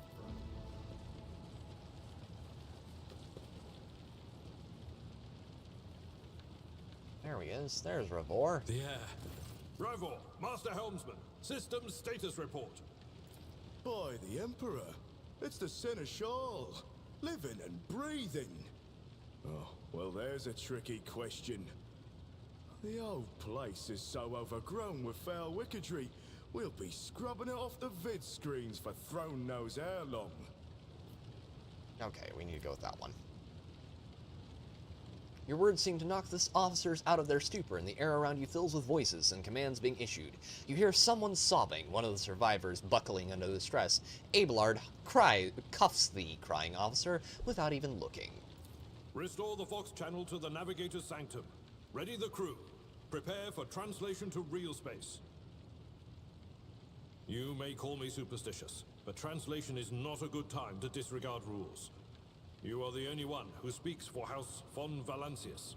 You may not be the Lord Captain, but you, more than anyone else, deserve to take her place in the ritual that is about to commence. Go to 3, because I need to wrap this up pretty quickly here, Jed. I could have sworn we started streaming this before, but never did. Ugh. But I went back and looking, and I didn't see it.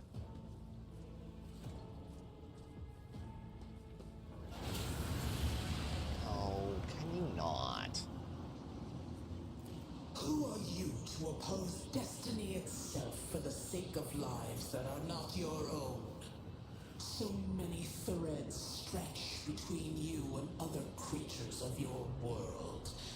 Pitiful, worthless links, ready to shatter at the demonic thought. Touch. A muddled, erratic, pointless tangle. It resonates and merges with the voices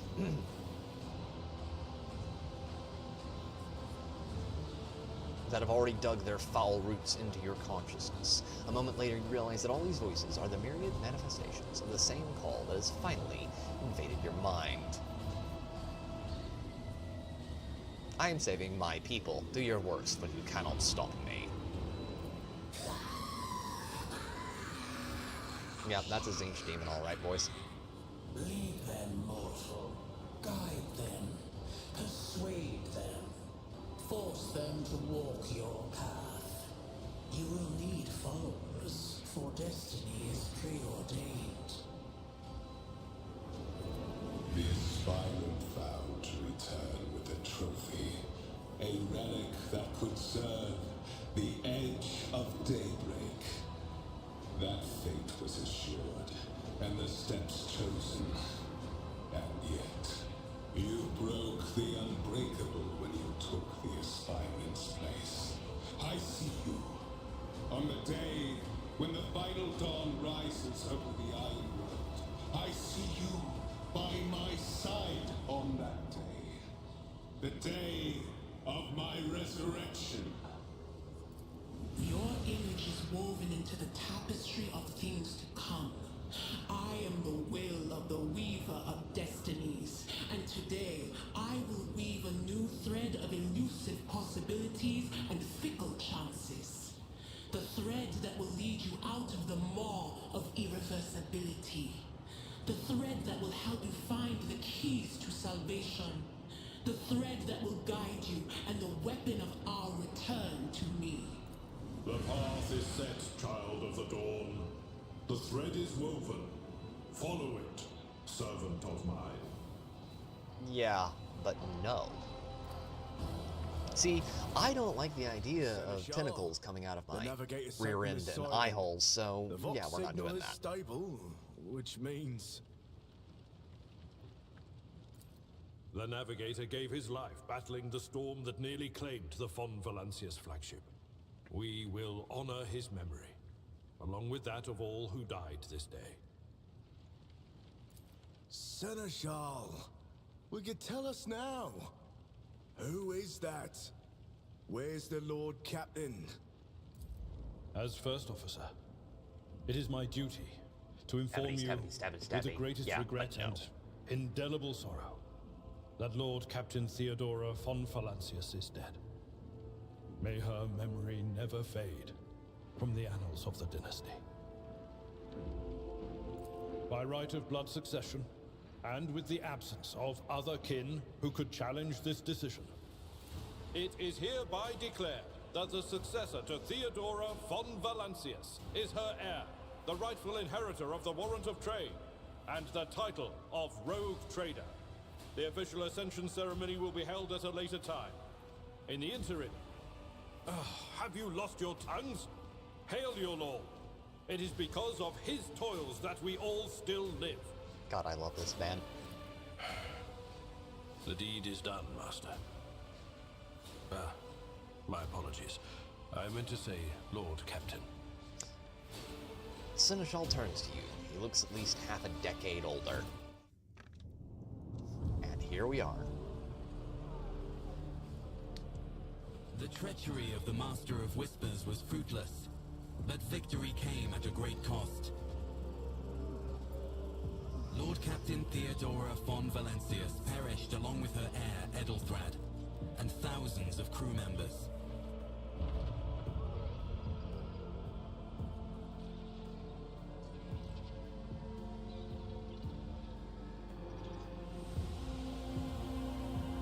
Yet hope remained, for the second in line to the rogue trader dynasty survived, and through the strength of his resolve, saved those who were counting on him for protection.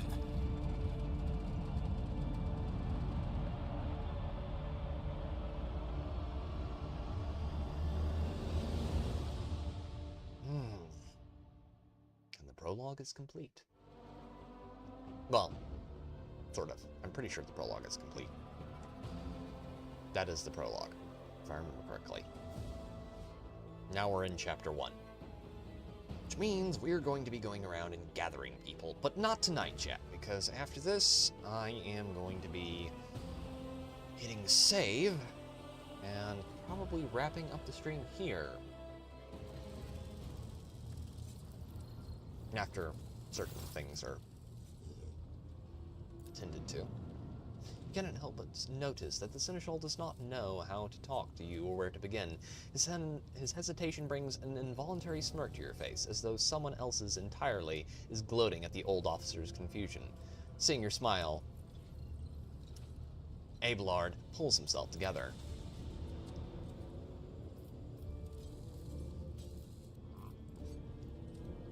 You must now hold your first officer's briefing in your new role as Lord Captain. For many of those who are about to join us on the bridge, this will also be their first briefing. We sustained massive losses among the senior and middle-ranked officers. Some posts have had to be filled by the deputy, while others go unfulfilled entirely, and now the deck clans are deciding who will take over the leaderless crews.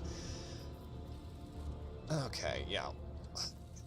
With a gesture, Abelard relays the order to the adjuncts at the far end of the magnificent chamber. Okay.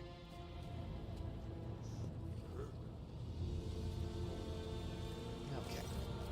A dozen pairs of eyes bore into you, their expressions revealing restraint, joy, curiosity, and wariness. Attention, officers, you have been granted an honor. Lord Captain Drake von Valencius will personally conduct today's briefing. Our most gracious Lord Captain is ready to hear your reports. 1. Perhaps you would introduce those present, Abelard. As you wish, your lordship. Abelard points to a tall, slender woman whose body seems to contain as many implants as it does flesh. Vigdis Suri Otta of the Tolman line, our new Voxmaster. Voxmaster Vigdis, it is an honor to serve your lordship. The Voxmaster offers a deep bow. Aboard this vessel, you have at your command thousands of crew members and hundreds of officers and section chiefs. I am responsible for receiving, processing, and sending all communications between you and them, as well as external sources. I am your eyes and mouth, Lord Captain. Beside her is Ravor, the Master Helmsman. He steers our ship along the set course by the Lord Captain and monitors the void around us to ensure that we do not stray into an asteroid field or a pirate trap. Master Helmsman Ravor, the bearded man with pale, almost transparent skin, large, dark circles under his eyes, and a dour expression that seems hardwired into his face, gives a sullen nod. Hail, Lord Captain. This here ship as good as home to me, so rest assured she's in safe hands. I'll die before I let her come to any grief. And lastly, our high factotum, Janaris Danrock, who oversees supplies, procurement, and the general well-being of the ship. High factotum, Janaris Danrock, dressed in an embroidered jacket, the heavy-set man with oiled hair offers an obsequious smile and bows. It is an honor, your lordship. You may trust me with all matters concerning your comfort. Everything will be done to the highest standard.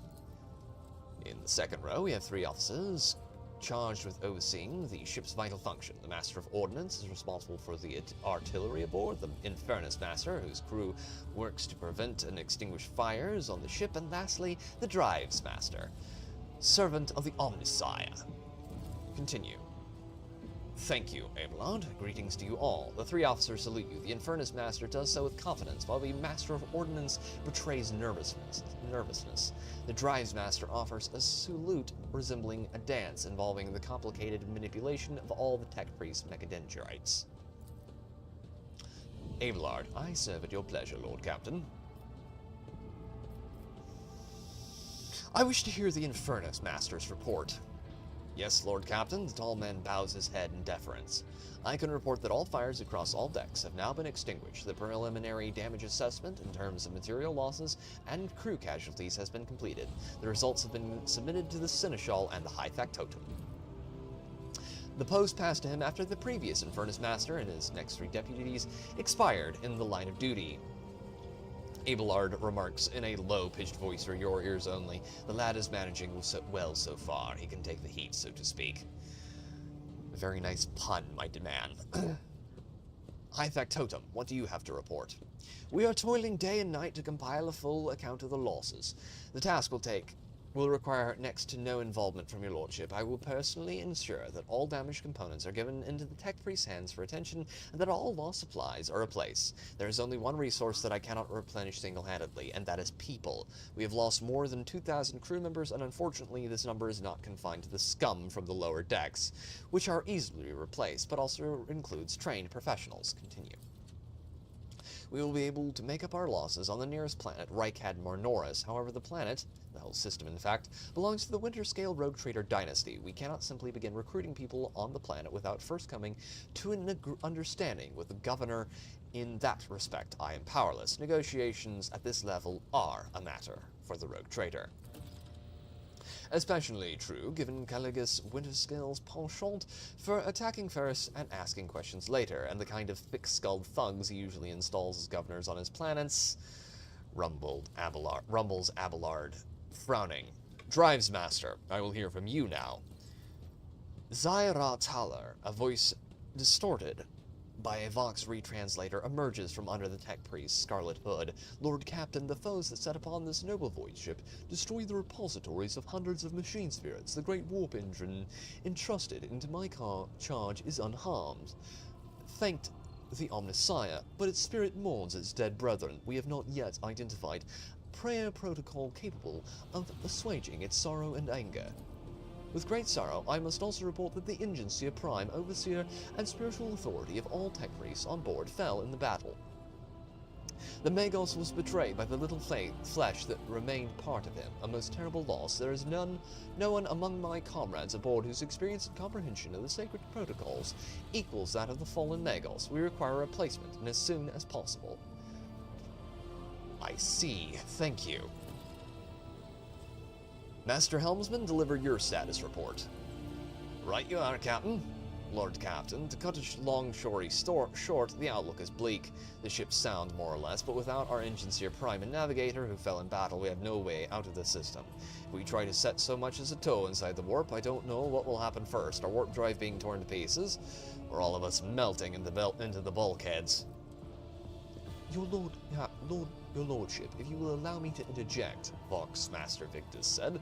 When we arrived in the system, my crew followed standard protocols and conducted a count of all the available communications channels in the region. One of them was a Navis Nobilite station. The station maintains complete Vox silence, but even its presence here inspires hope. To have located a navigator in the very same system is an incredible stroke of luck, a true blessing from the God Emperor. A sharp bolt of pain lances through your skull, as if in response to what you just heard. You understand that it is not the God Emperor you should thank for such good fortune. The words of the demon that appear before you during the translation to real space echo in your mind. I am the will of the weaver of destinies, and today I will weave a new thread of elusive possibilities and fickle chances, the thread that will lead you out of the maw of irreversibility, the thread that will help you find the keys to salvation. If I were you, I'd grab this chance with both hands, said Master Helmsman Thor. Or else we'll soon be eyeing soon be eyeing up asteroids to use as your new residence. In slightly less shitty news, we can go around and round this system till our heads are swimming as long as the promethium and supplies last. And if any thick as grog shit lowlifes come around, you'll be able to take them out, so don't you worry on that score. Master of Ordnance, do you have anything to report? No. My job's simple. Maintain the arsenal and fire what I'm told, but just ask anyone. We've got no able crew, no Lord Captain. Master of Ordnance, you forget yourself, said Abelard. Ashar Naitalamo, the Master of Ordnance, chokes back the words he was obviously about to blurt out without thinking, casts another look at you before turning away. I apologize profusely, Lord Captain. Pardon the fool. The ship is in ruins, every officer is dead, and the Lord Captain is no longer with us. Fear has taken hold of me. He looks up at you. But I have heard of you, oh yes, your fame has reached even as far as the expanse. I can't be showing myself up in front of an illustrious person such as yourself. He adjusts his uniform and stands ramrod straight. The Master of Ordnance can report that the rest of the arsenal has been saved and the battery is in good order. We are ready to fight if that is the Lord Captain's will. To summarize, we have sustained serious losses in crew members, and we require a new Seer Prime and Navigator. Is that all that is preventing us from continuing the voyage? Precisely, Lord Captain, but bear in mind that this will not be the end of our trials. The ship's systems must be properly inspected for major damage, which can only be carried out at Footfall Station, home to the dockyard in this sector. But we will never reach Footfall without first solving these 3 immediate problems. Thank you all for your reports. Dismissed. Alright.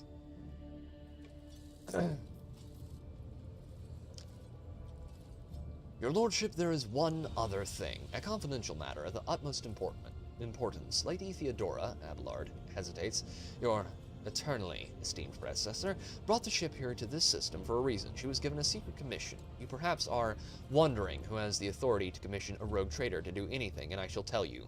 The Lord Inquisitor, the hand of the Emperor, the chief architect of his will in the Coronis expanse. I came across a strange handwritten letter on Lady Theodora's desk. It was signed XC. You are referring to the contents of that note, I presume? You are quite right. XC, Xavier Calcazar. Lady Theodora was to seek out the Lord Inquisitor's right-hand man, one Henrix von Kalox, an interrogator, you understand. All I know is that he is somewhere in this system, and that we must find him and offer him whatever assistance he requires, and then deliver him to Footfall in the Verbundus system. Finding him without any more information to go on will be difficult indeed, but an Inquisitor is an important individual. The authorities in this system, either the Navis Nobilite or the Governor of Rykard Minoris, will know something. That is all, your Lordship. You have a great deal of work ahead of you, but it is a mere taste of the daily burden of a rogue trader. Soon you may take up the reins of the Von Valencius Protectorate. Abelard gives you another scrutinizing look, as if trying to gauge how long you will hold out under the mountain of problems. His face softens slightly, and it seems as if he is about to offer some words of encouragement. Okay. Idira, Sister Argenta, explain yourselves. The Sister of Battle grimly nods towards Idira. The Psyker is suffering some ailment or dark madness. She insisted on seeing the rogue trader. I judged that it would be unwise to leave her unsupervised. For a brief moment, Sister Argenta's voice sounds hesitant. I was also hoping to approach you with a personal request, but it can wait. Speak with me when you have time, rogue trader. Idira's glazed eyes rove over those assembled. One word bursts from her lips. Daybreak. Idira, come to your senses. Abelard, bring the witch to heel. If there is nothing else to report, I declare this briefing concluded. It is time to get to work. Damn it. Idira presses her fingers to her temples in desperation. Your Lordship. Here's the thing. I was trying to see the immediate future, and it hit me so hard my head is still spinning. Something very strange is heading our way, and I can't make out what it is. No matter how hard I try, a single word is all I can make out. Daybreak, or maybe it's dawn. And it's ringing and ringing like an echo, like a bell, but if it's daybreak, then why is it so dark? We cannot extract any information of value from a single word. Can you tell us anything else, Mistress Talas? No, not yet. The voices are going berserk, all shouting at once. I can't make any sense of it. As soon as I know or sense anything, I'll report, all right?